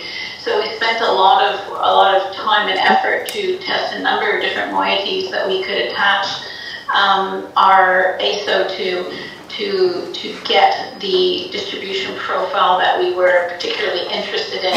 And this is where we landed on the moiety that we're using now and taking forward, and actually is becoming a platform for us for other treatments, because it ensures preferential delivery to muscle, brain, diaphragm, heart, and relatively less delivery to liver and kidney where it could be toxic. So I'm not sure if that answers your question, yes, but hopefully that helps. Yeah, thank you. Yeah, it's okay. Next question. No? Yeah.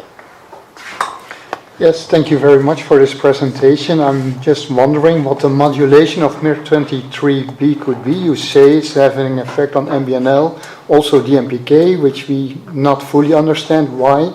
But are there other genes that are affected by deregulation of miR-23B? And then as a second question is about the specificity of ATX. Would it also have an effect on other microRNAs? Yep, those are very good and very important questions. And we have done a thorough investigation of on-target and off-target effects that this could have. We came up with a list of very, very few other effects, actually, by blocking miR-23B. And there were some things, some androgen receptor that were blocked. But when we did the toxicology studies, we looked specifically at that, and we didn't see any ill effects in that regard for any of the targets that might have been problematic. We also know there's a miR-23B knockout mouse, and that knockout mouse has a normal phenotype, except that it develops a bit of glucose intolerance when fed a high-fat diet. It seems to be, remarkable, a very good target, because we can block it, and that's blocking it completely in the knockout, obviously, that's knocking it out completely. We're not, with our drug, we're not knocking it out completely, we're blocking it partially. So, and our tox program was quite clean, so we don't expect to have any problems, but it's obviously something that we did check. What was the other question? Sorry. The possible off-target effect on other microRNAs of ATX. Yes, yeah. So again, we did the full assessment, and we didn't find anything else that was relevant. Any other question? Or comment?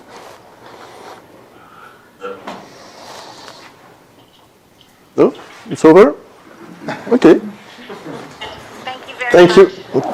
I should just say that, I think I mentioned it in my presentation, but Beatrice will be arriving this afternoon. She's our Chief Scientific Officer and founder, and if you have any further questions, she'll be around, so please do connect with her. Thanks. Thank you. Bye-bye.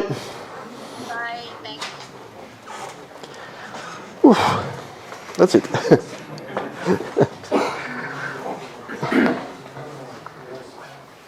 And the next is AVIDITY or DYNE? The next one is AVIDITY. Cursor? No cursor. No cursor. Okay, got it.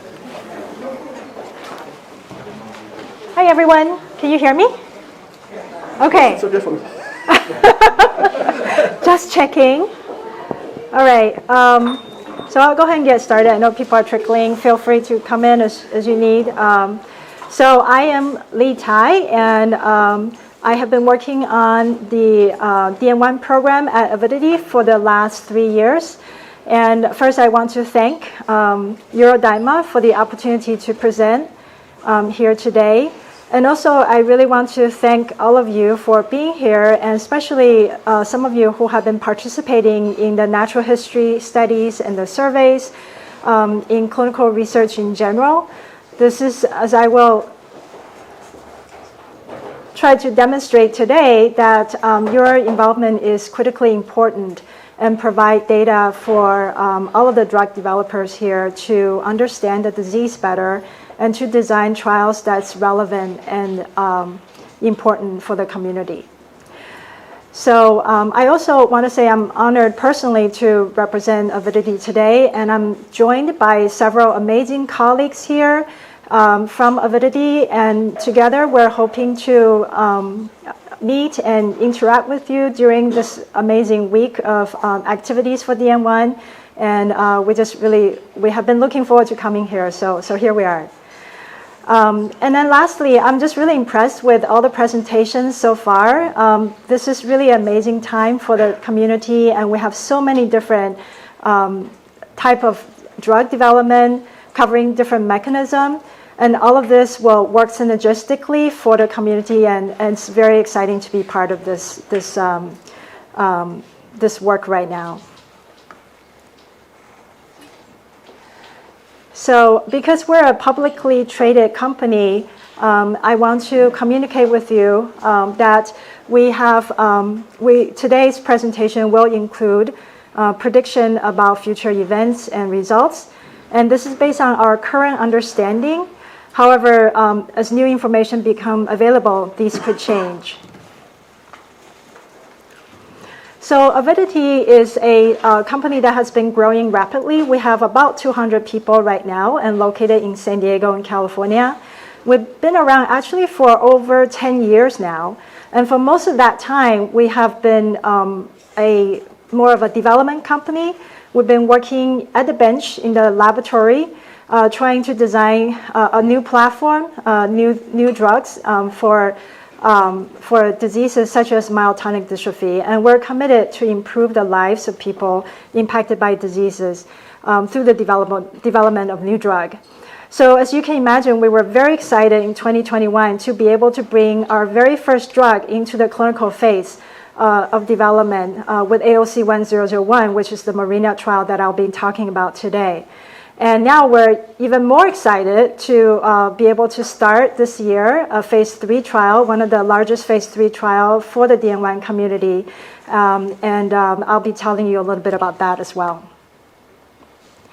So as presented already by multiple speakers, DN1 is caused by a mutation that produces a toxic form of the DMPK mRNA.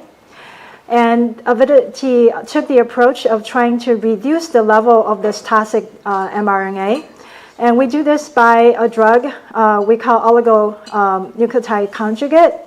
And this is depicted in this picture as a blue big molecule connected to a little red molecule.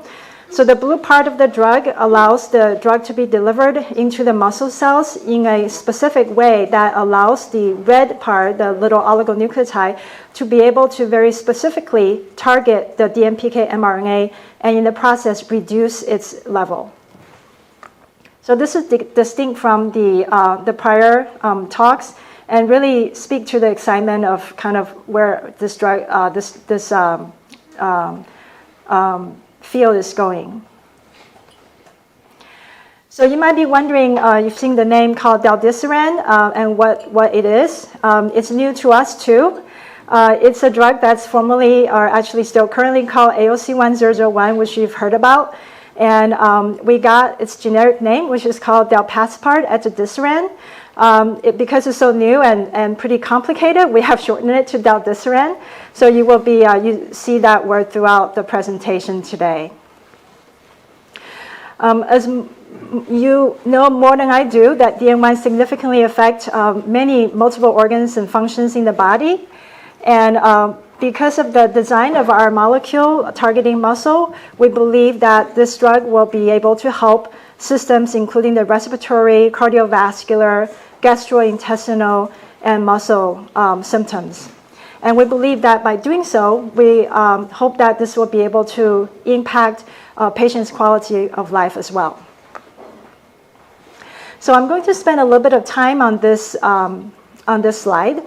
And I want to introduce to you the 4 key players in the development of the Del-desiran program. And there are 4 trials. And these trials serve distinct but complementary purposes in the development of AOC or del-desiran. The one on the left is called NDM1. I know most of you know this trial very well. It's a natural history or observational trial that really provides the foundational knowledge for the del-desiran program. And we have really been collaborating with the NDM1 investigators and looking and leveraging the findings from the NDM1 to design the trial Marina as well as the Harbor trial. The three trials on the left are interventional trials with the drug del-desiran. The first one is Marina. And in general, clinical or drug development happens starting with a small trial with the main goal of understanding the safety and tolerability profile of the drug. And then as data comes in and understanding its preliminary safety and tolerability, then a bigger trial can start. So Marina is that small trial. It had 38 participants, and it was completed in 2021. And participants who completed that trial can enroll into the Marina open label extension, or called Marina OLE. And this trial is still currently ongoing, and I will be sharing the results from this trial today. And we plan to continue this trial for definitely for the next several years. And in this trial, everyone gets the drug del-desiran, so no one's on placebo. And then based on the data from NDM1, Marina, and Marina OLE, we're able to design the Harbor trial, and that's what we're doing right now. And this trial is in planning stage, and we hope to start the trial very soon. And as you know, phase 3 trial is a pivotal trial. Its data is critically important for the regulators to review and to understand its profile of safety and efficacy, and to determine whether it can be approved and to be available to the community. So first, I really want to take this opportunity to thank all of the participants, their families, the investigators and teams. Some of them are present here today, and really for their time and commitment and contribution for the Marina and Marina open label extension study. So just like Marina open label extension study is a phase 2 trial, and the main goal is to understand safety and tolerability in a little bit more of a long term. So I'm going to start with this slide. So in general, the profile of safety is very similar to that of a Marina trial. It has a favorable safety and tolerability profile. You might be thinking about a safety event that occurred in the Marina trial that was quite serious and led to a partial clinical hold by the FDA. That happened about 2 years ago now. AVIDITY takes the safety concern of the patients very seriously, and we did a pretty extensive investigation and could not find link between del-desiran and this event. However, this is a event that we continue to be monitoring and really prioritize safety as our #1 concern in running trials. So let me summarize the result of Marina open label extension. So currently, 37 participants enrolled into the study from Marina. All of them continue to stay on the trial and receive del-desiran. So far, all of the AEs related to the study drug were mild and moderate, and no one has elected to stop the drug. There has been no serious adverse event that's related to the study drug, and there's no event that's similar to the serious adverse event that occurred in Marina. The SAEs that have occurred in Marina open label extension are all thought to be unrelated by the study investigators, and also generally consistent with the DN1 disease. So the most common drug-related side effects are nausea and headache so far. Next, I'd like to present some efficacy data from the from the open label extension trial. But before I do that, I'd like to explain to you this slide and share with you a little bit of data from NDM1 natural history study. So because Marina open label extension trial is a open label trial that everyone gets del-desiran, so there's no placebo in that trial. So we couldn't really compare our data to placebo. Therefore, we got the permission from the NDN1 investigators to use the NDN1 data for comparison. So we look at 4 key measures that's shown here on the slide. They are video hand opening time, which is a reflection of the myotonia, and as well as the strength of the hand. We also look at quantitative muscle testing. That's an average of multiple muscles, and also specifically hand grip. We also look at patient-reported outcome called DN1 Active C. And the chart is presented so that it shows the change over 1 year. So if there is improvement, that will be expected to move to the right. And if there's decline, they will be on the left. As you can see, for this NDN1 subset of population that matches those of Marina eligibility criteria, the dots are generally around 0, which means no change in a year, or slightly worsen over 1 year.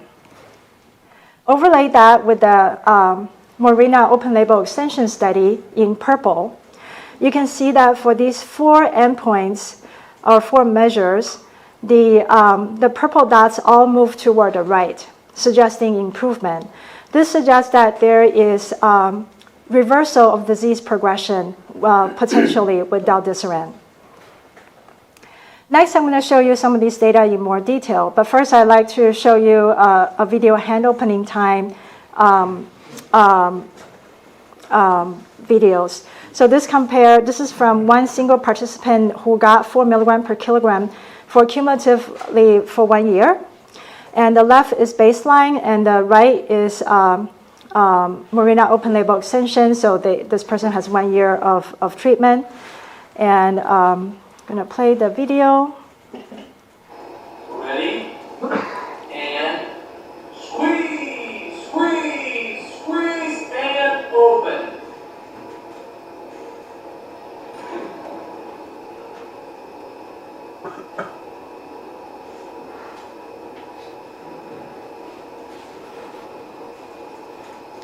So it's pretty clear that this patient had a dramatic improvement with myotonia after treatment.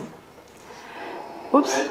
So, and the aggregate data is shown on this slide.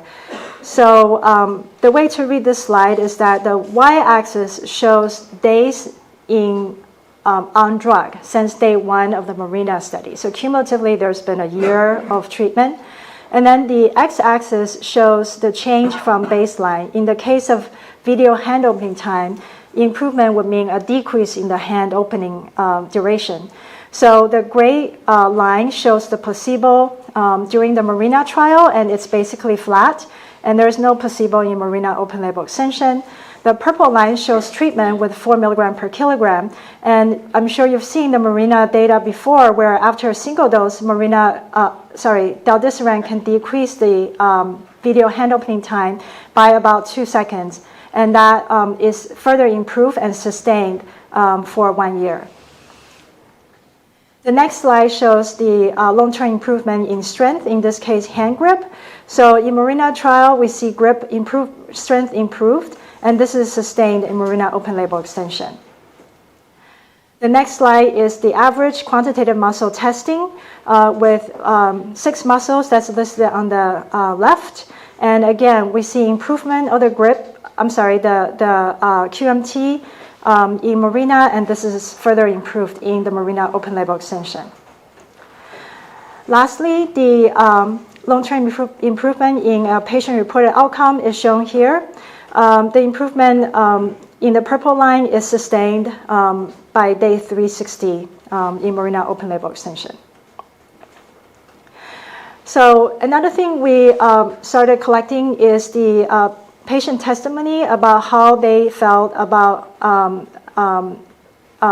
in terms of their quality of life. So I'd like to play for you this audio clip. I started this drug in June, And like 2 weeks after I took the first infusion, I went to open up a pop bottle, which I never would have been able to do. It was a twist pop bottle, and it opened right up. My strength was better, my outlook was better, my hands were working, that I had more strength and I could stretch them out. I could open things, and I could turn doorknobs, and all these things that were harder. Like my upper arm strength was better, I could walk better, I didn't need to wear my neck brace all the time. Everything just improved a lot.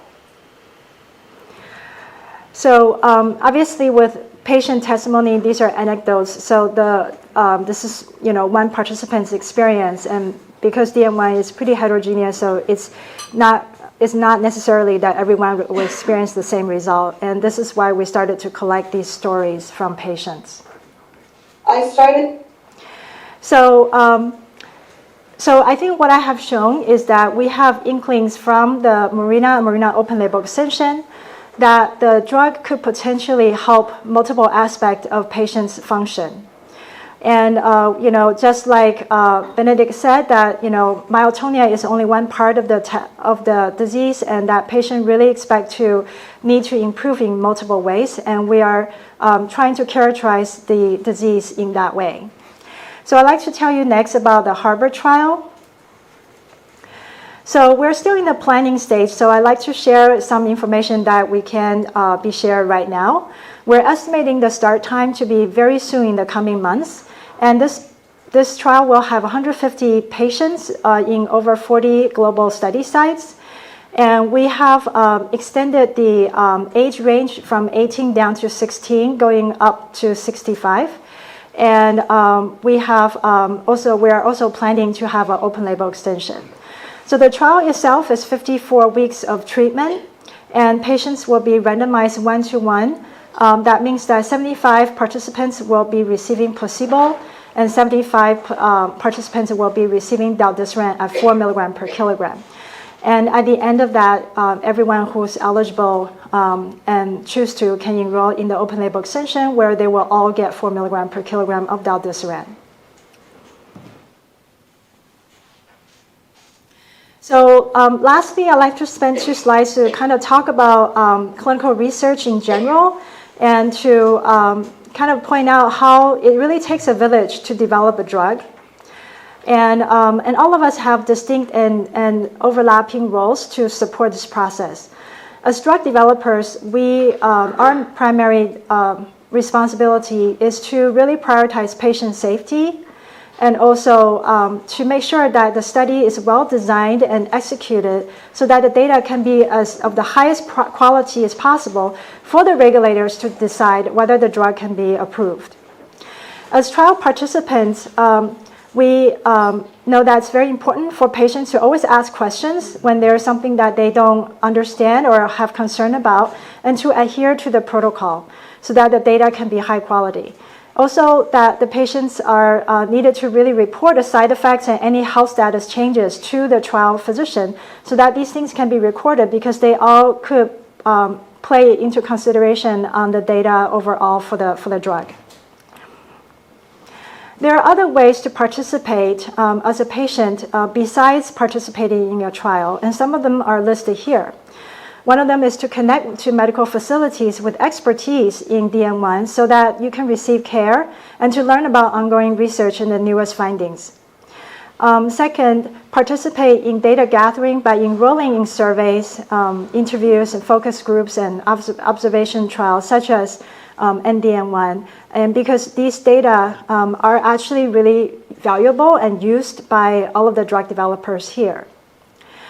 And also to engage with patient groups such as the MDF and EuroDyMa, because this is the place where you can share your knowledge with others and to support each other through this journey, and also to advocate for the DM1 community with policymakers. So lastly, I really want to sincerely thank all of you for your time and commitment and continuing contribution to advance the world's understanding of DM1 together. And I'd like to end with a picture of our company. This is a picture that was taken a year ago or so. And everyone in this picture have contributed to the development of del-desiran in some way, and they will continue to do so. And collectively, we hope to continue to collaborate with you to transform the future of DM1. Thank you.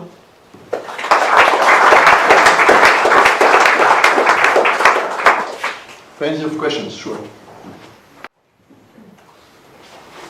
And the microphone is working. Don't hesitate. Oh, thank you very much, and good luck also with the ARTHEX trial. So my question is, what is now the primary endpoint in the trial, or did I just miss that in your presentation? Thank you.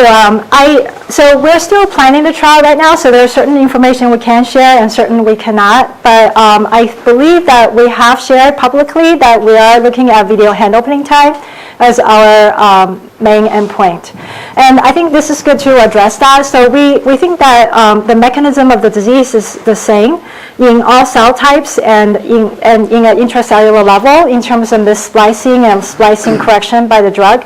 So myotonia and video hand opening time is not only address a symptom specific of the disease as well as the function of the hand, but it also really indicate that other symptoms that are in the same cell type should be improved as well.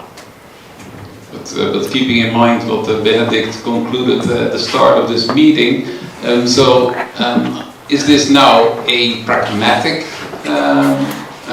reason to choose for the hand opening time?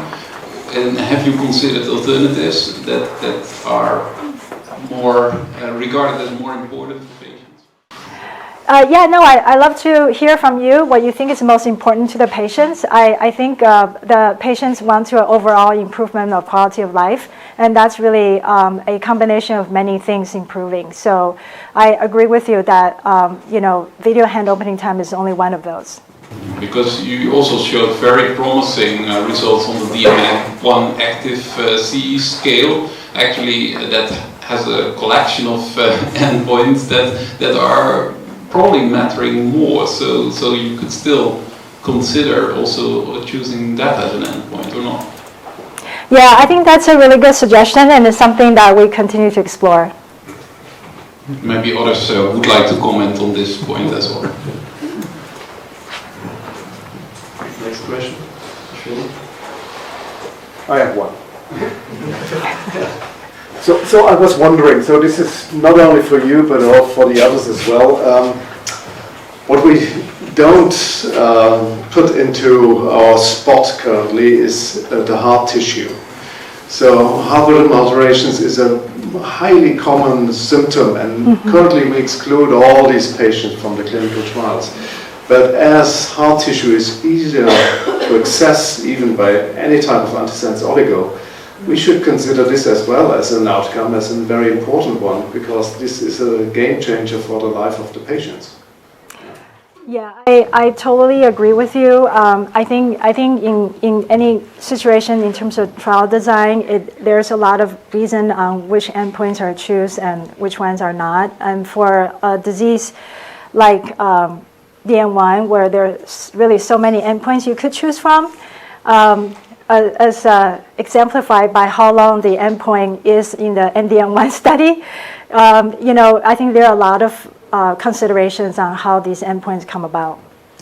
Yeah, well, but you will gain insight in this because you are ahead of the other companies. So you have long-term data sets. You will see patients who will develop cardiac blocks. And luckily, if your drug is working there well, they will have this type of things.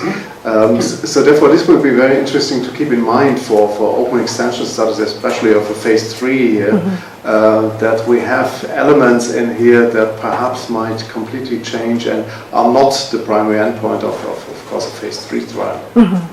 Yeah, thank you.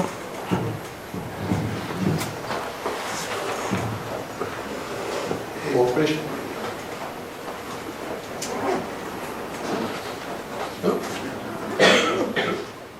Okay. So we can move on. Thank you so much. Thanks.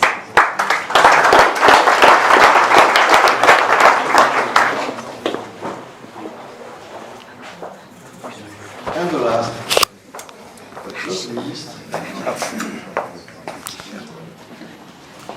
DYNE therapeutics. How do I use this? Just put it on your shirt. It's easy. That's it. Great. And I need this, right? There's a keypad here. Hold the mouse, but usually... I'll do it from here, yeah. And I need this, right? Yeah, you could. Yeah. All right. Good morning. So I stand between you and lunch. Yeah. So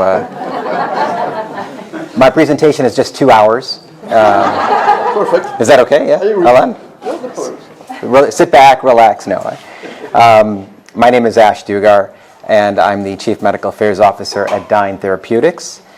It is a tremendous pleasure to be here. This is my first, EuroDyMa IDMC combined meeting in person for me. I've been at DYNE for about 3.5 years, and so it's really just fantastic to be here and see many of you in person. Alan, thank you for being such a great partner since I've been here. And then, of course, MDF and DM family, Midori, Tanya, so many of you that have been teaching me and teaching DYNE over the last few years. So thank you very much. I'm also joined by Catherine Beaverson, who's 5 or so rows back, our Vice President and Head of Patient Advocacy. And you probably have known her. She's been in the field for over 10 years now, previously with Pfizer, and we're lucky to have her at DYNE now. So these are forward-looking statements. You can go to our website if you're curious. I always like to start with this slide. We were founded in 2017, and we've had the same mission the entire time, which is to be able to develop medicines that are going to be changing lives of individuals and families living with DM1 significantly. This is truly central to who we are. This is how we work. This is why we work. And so we can't do this mission without you. I think it's a shared mission with everyone in this room.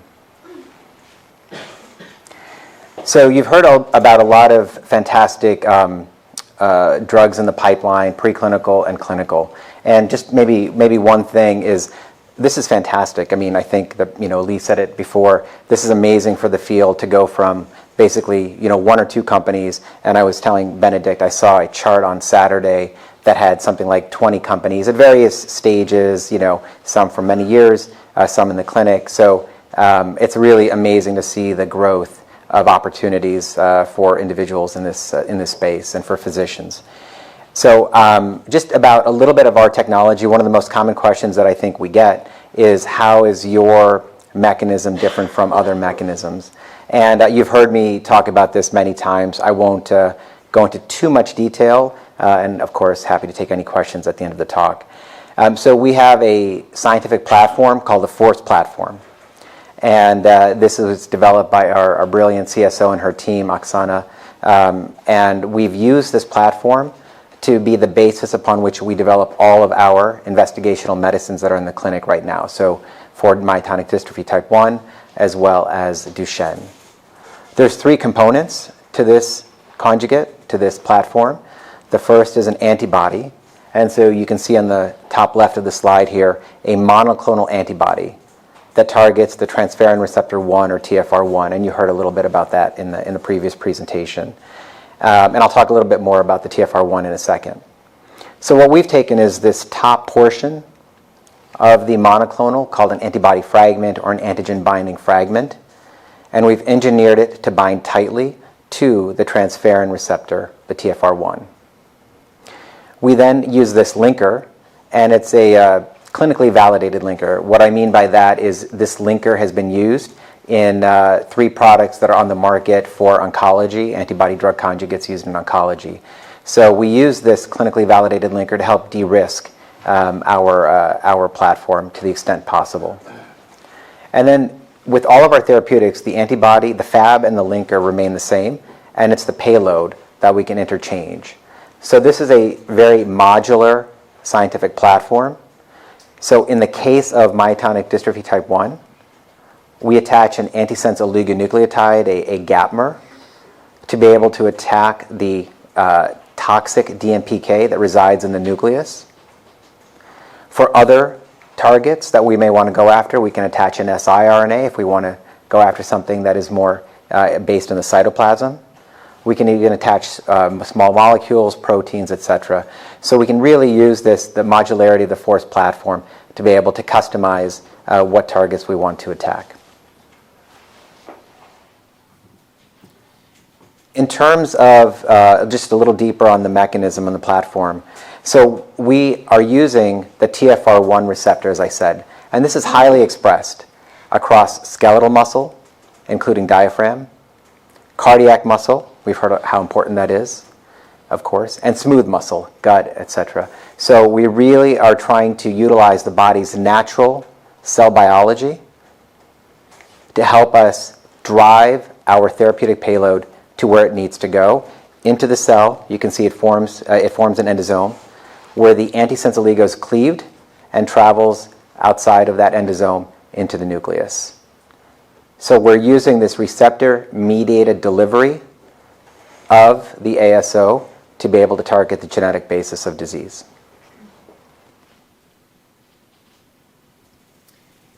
So I don't have to tell any of you how multisystemic myotonic dystrophy is. It affects all parts of the body. And also, we believe that there's sort of one underlying mechanism that, if it can be corrected, can help with alleviating most or all of the symptomatology related to DM1. And this is that missplicing.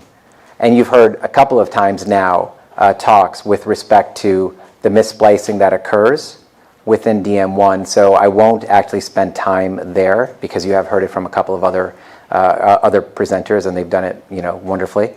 So we do think that this spliceopathy drives the multisystemic clinical manifestations of DM1. And just sort of reflecting on I think Benedict's comment, within our preclinical studies, which is not what I'm presenting today, but happy to go into it, we have been able to show tremendous penetration into cardiac muscle, along with foci reduction in the cardiac muscle in the preclinical model, along with alleviation of, along with toxic DMPK knockdown. So we have shown that we're able to get in the heart and show pharmacodynamic effects in the heart. And the same applies for diaphragm as well. So our preclinical studies give us a lot of confidence that we're able to address some of the issues that are especially related to high morbidity and the mortality. So I'll go into the clinical trial. Very importantly, it's really wonderful to hear essentially every company getting input from the physicians and the patient community. This is absolutely critical. For us, what I'll point out is that we've had a number of advisory boards, and thank you to many of you who are in the room who have advised us on our ACHIEVE study design. And this input has been absolutely critical in defining the ACHIEVE clinical trial. At a very high level, we have patients who are 18 to a little less than 50 for the multiple ascending dose portion of the study. We're looking at biomarkers like DMPK knockdown and splicing, as well as myotonia and measures of muscle strength and function.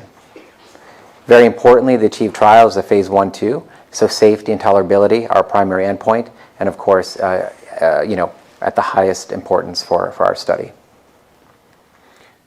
We have been the beneficiaries of the amazing natural history work that has been done, and DM1, as well as many of the other natural history studies that have come out of Professor Thornton's lab and Professor Johnson. And this natural history will help us to contextualize our clinical trial data as we are gathering data, and results from our trial. And also, of course, helps inform the inclusion-exclusion criteria and the clinical trial design as well. Very importantly, we have gathered input from global advocacy leaders as well as directly from families that are affected by DM1. Some of the input that we've received are considerations for trial selection. As there are more and more trials that are going out there, we want to be able to understand, what is it that what information is needed so that families can make informed decisions on what trial to go into. We were deeply, we were getting a lot of deep input in terms of our actual protocol, the visit schedule, to the point of where we had, put up a list of assessments that we needed to do, and the individuals that were advising us said, okay, this is the order we would like to see, based on, what is most important to them, and also just sort of physically kind of what they can go through in a couple of days. We also talked about how to minimize patient burden during trial conduct as well. And then also, again, what kind of support and education do patients and families need, as they're entering our trial and then during that trial period. So we do have a paper that we published in a peer-reviewed journal that specifically details the methodology by which we got patient and caregiver input for the ACHIEVE trial, as well as our delivered trial for Duchenne muscular dystrophy. And so that paper is out in the public domain and is available. But it goes through the exact methodology we used and the output and how that was included in both the ACHIEVE and DELIVER study. So we have, just to go through the design very quickly, adult patients living with DM1, primary endpoint safety and tolerability. As I mentioned before, we're looking at how the drug travels through the body, how it's cleared, et cetera, the pharmacokinetics. And then a number of endpoints, the change from baseline of splicing, DMPK RNA, and then myotonia, and various measures of muscle strength and function. We're very much learning about what our treatment can do to be able to help inform registrational trials and phase 3 trials. There are 3 periods in this trial, roughly. There's a 24-week multiple ascending dose. It's a placebo-controlled portion, so 6 months that patients are either receiving placebo or active treatment at multiple ascending doses. And we're starting with pharmacologically active doses of 1.8 milligrams per kilogram, going up to 10.2 milligrams per kilogram. And right now we fully enrolled in our 5.4 milligram per kilogram cohort and dosing in the 6.8. And we're also looking at dosing every 4 weeks and every 8 weeks. Our preclinical studies have given us confidence that there is the potential to be able to dose every 2 months. So we're really excited about exploring various doses and various dose regimens. Following the MAD portion, we have a 24-week open label extension period where everybody receives active drug, and a 96-week long-term extension. At a very high level, these are our inclusion-exclusion criteria. You can go to our ct.gov website, the number is listed at the bottom, or the UDRA-CT website, again the number is listed at the bottom, for the full listing of inclusion and exclusion criteria, as well as all of our global clinical trial sites. I'll point out a couple of things that are on this slide. We do require CTG repeats taken from the blood, of more than 100. Onset of DM1 muscle symptoms at least, noted at 12 years of age. A hand opening time of at least 2 seconds. And then there is a sort of a range for hand grip strength and ankle dorsiflexion strength. We wanted to be able to find this kind of middle ground to make sure that patients weren't at a floor nor at a ceiling. And there's many other IE criteria, but those are some of the main ones I'll point out. I'm also pleased to say this is a global study. All of our sites are in Europe, and we have a site in New Zealand as well. And Redwood Medical Center is certainly one of our sites. And the partners in Europe have been unbelievable, as well as New Zealand. So I'll get into the data. So this is our safety profile for DYNE 101. DYNE 101 is our clinical candidate. And this is as of the data cutoff date. So this is the data as of December 6th of 2023. In general, we believe that we have a favorable safety profile for DYNE 101. You can see that it's a very busy slide, but I think the details are important. The table shows the summary of treatment emergent adverse events in this placebo-controlled period. And you can see that we have patients in this table, that include patients in the 5.4 milligram per kilogram dose cohort. I'll point out a couple of things on the right slide. We have 2 serious TEAEs unrelated to study drug. One is the atrioventricular block, first degree, and one of pneumonia. Some of the most common TEAEs were, as you can see listed here, fatigue, infusion site reaction, headache, pain, diarrhea. We had 1 severe, non-serious TEAE unrelated to study drug, which is recurrence of worsening AV block in participant with the SAE of the AV block. And the clinicians here are going to be far more well versed about the cardiac consequences and cardiac elements of DM1. Very importantly, we have had no participants that have demonstrated anemia or thrombocytopenia. And the reason that is specifically called out is because we are using the TFR1 receptor. The natural function of this receptor is to maintain iron homeostasis, iron metabolism.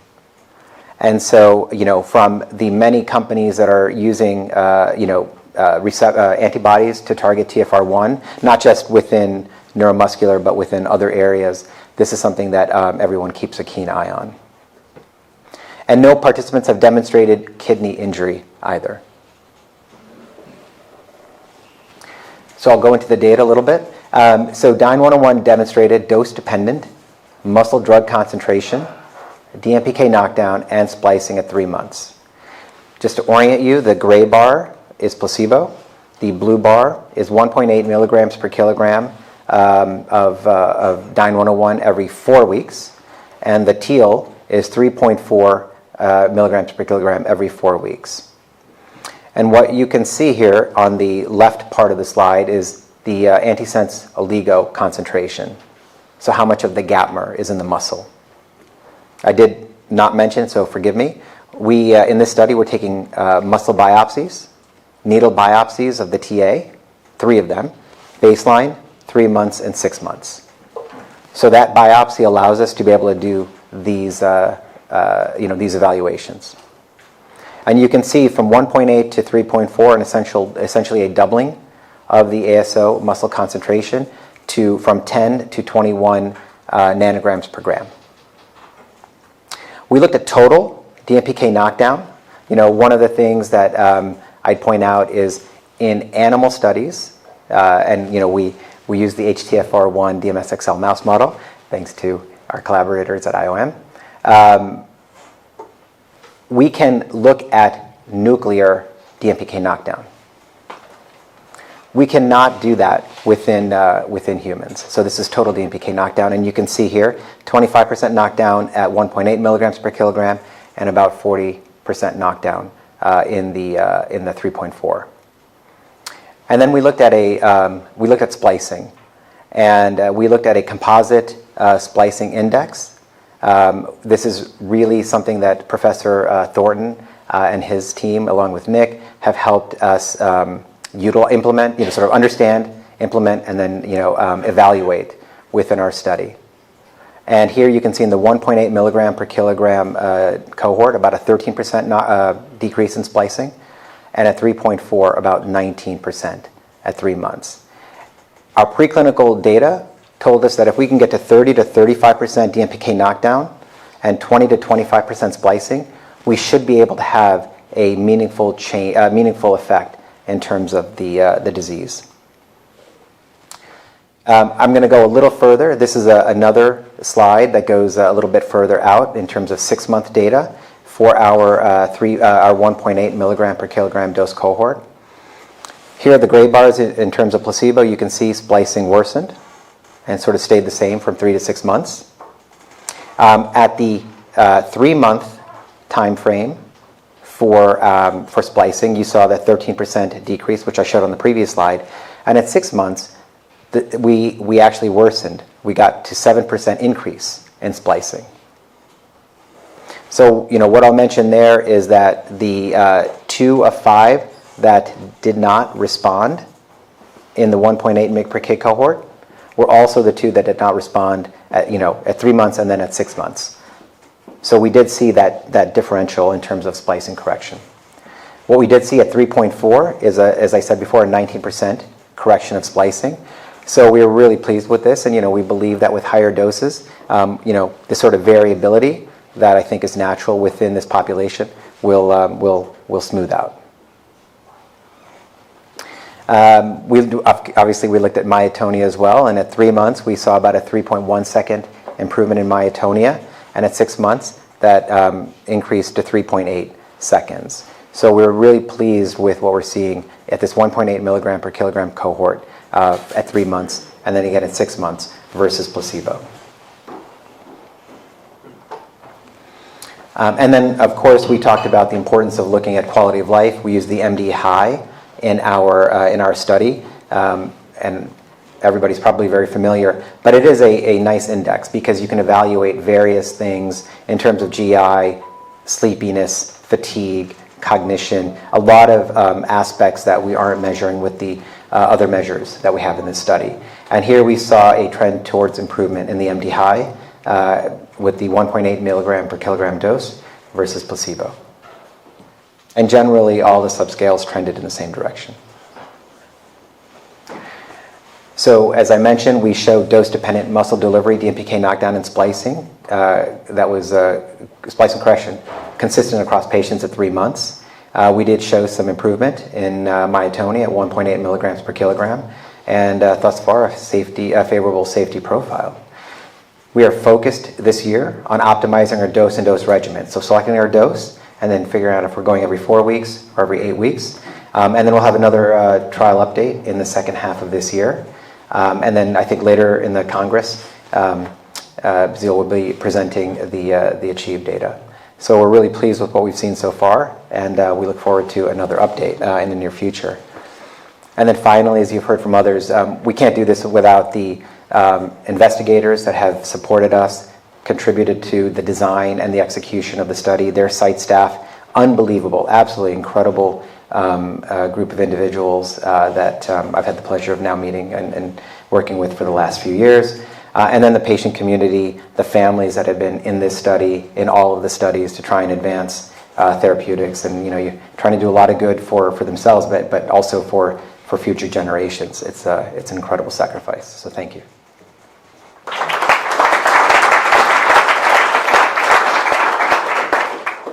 We still have time for 1 or 2 questions.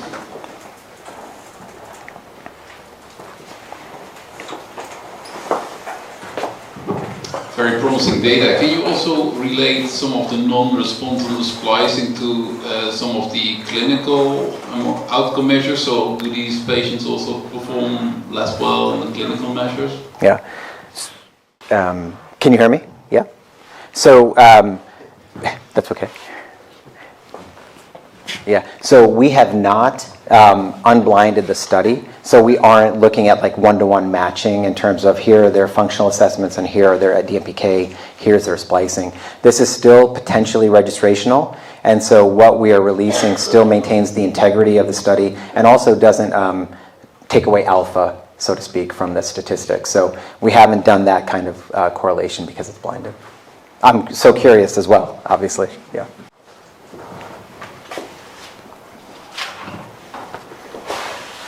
One question? 10 minutes before lunch? Strange. Yes, I have one. Oh no. Oh no. Well, it's more general. It's not only specific to DYNE, it's to all. So, and especially it's perhaps also to Charles' group in a way. How sure we are about the variation of splicing? Because that could be really one of the big topics. So we see here, you showed it as, you were very fair and showed 20% was in the placebo cohort and then what you could decline with your drug. But what is the natural variation of splicing in patients in muscle tissue? Do we know, do we have really data on this, or don't we are in a gray zone here? Perhaps I have to challenge Charles if he's still there at the end. Or if you can give. No, I'm happy for people to challenge Charles, really, but maybe I'll say one thing from, and obviously Charles is the expert, but From the natural history study that data that I've seen, in terms of cross-sectional consistency, there does seem to be consistency, like from like month 2 to month 3. So cross-sectionally, within a short time period, there seems to be consistency. But I would definitely defer to Professor Thornton. Professor Thornton, is it? If you take 2 pieces of muscle on the same day through the same incision, but analyze them separately, there's really good agreement. But if you take 2 pieces from the same muscle 3 months apart, no intervention, there's quite a bit of variance.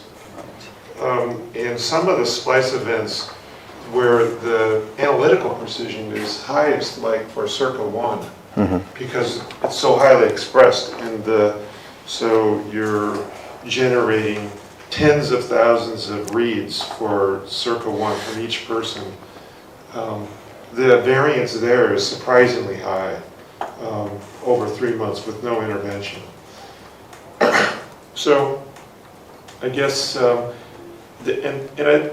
also concerned that this will depend somewhat on how the biopsies are taken, how much muscle is harvested, what rules are followed in terms of the location of one biopsy site versus the next one. And so I think a lot of this story hasn't been written yet in terms of how much variation there's going to be. Yeah, and we take, we're going 3 months, 6 months, so it's not month to month, and also we're alternating TAs, so we expect to see variability in this index. Yep. But this is exactly the comment I'd like to make here. So this is something beyond a single company. So here we need shared information really to build up the real story, what we need finally. So therefore, don't silo this data. So this is just a comment here. Thank you. Next. Okay. Finished? We have to wrap up. So thank you everybody for participating. We have still a lot of things to do. At first, I have one proposal. In the future there will be a lot of clinical trials appearing or being organized. The question is, why not trying to replace 2 or 3 clinical trials by a unique clinical trials of 2 or 3 drugs? This could save considerable time, considerable paperwork and difficulties for clinicians. There should be only 1 placebo group instead of 2 or 3. And this could be an interesting opportunity. If you're interested, well, we could discuss that and we will try to push if there is a need. That was the first comment. And the second one, I would like to welcome Tanya now for closing the meeting from MDF. Because I proposed her to synchronize next year the Pharma's Day of EuroDyMa with the MDF meeting that will happen in the next year. Do you think it's reasonable? Absolutely. And thank you to all of the pharma companies who are here today to present.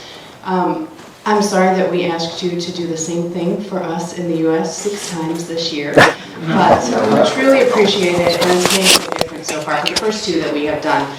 And Alan has this brilliant idea, and I hope that you all will share this, that next year, because there is no IDMC, that we sort of combine this effort so that we're doing 1. You all can just do 1 presentation, and we will record it and make sure that the folks who are not there in the room at the MDF conference will actually be able to see that virtually as well.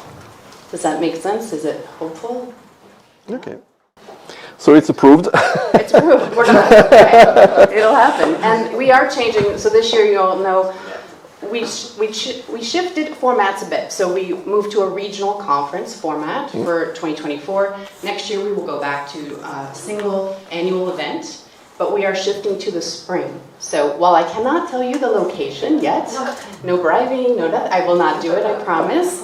But we will hold it in May, so you can mark your calendars for the 2nd and 3rd of May will be the big event. Okay. Yeah, we'll do. Okay. Okay, thank you. And it's finished, right?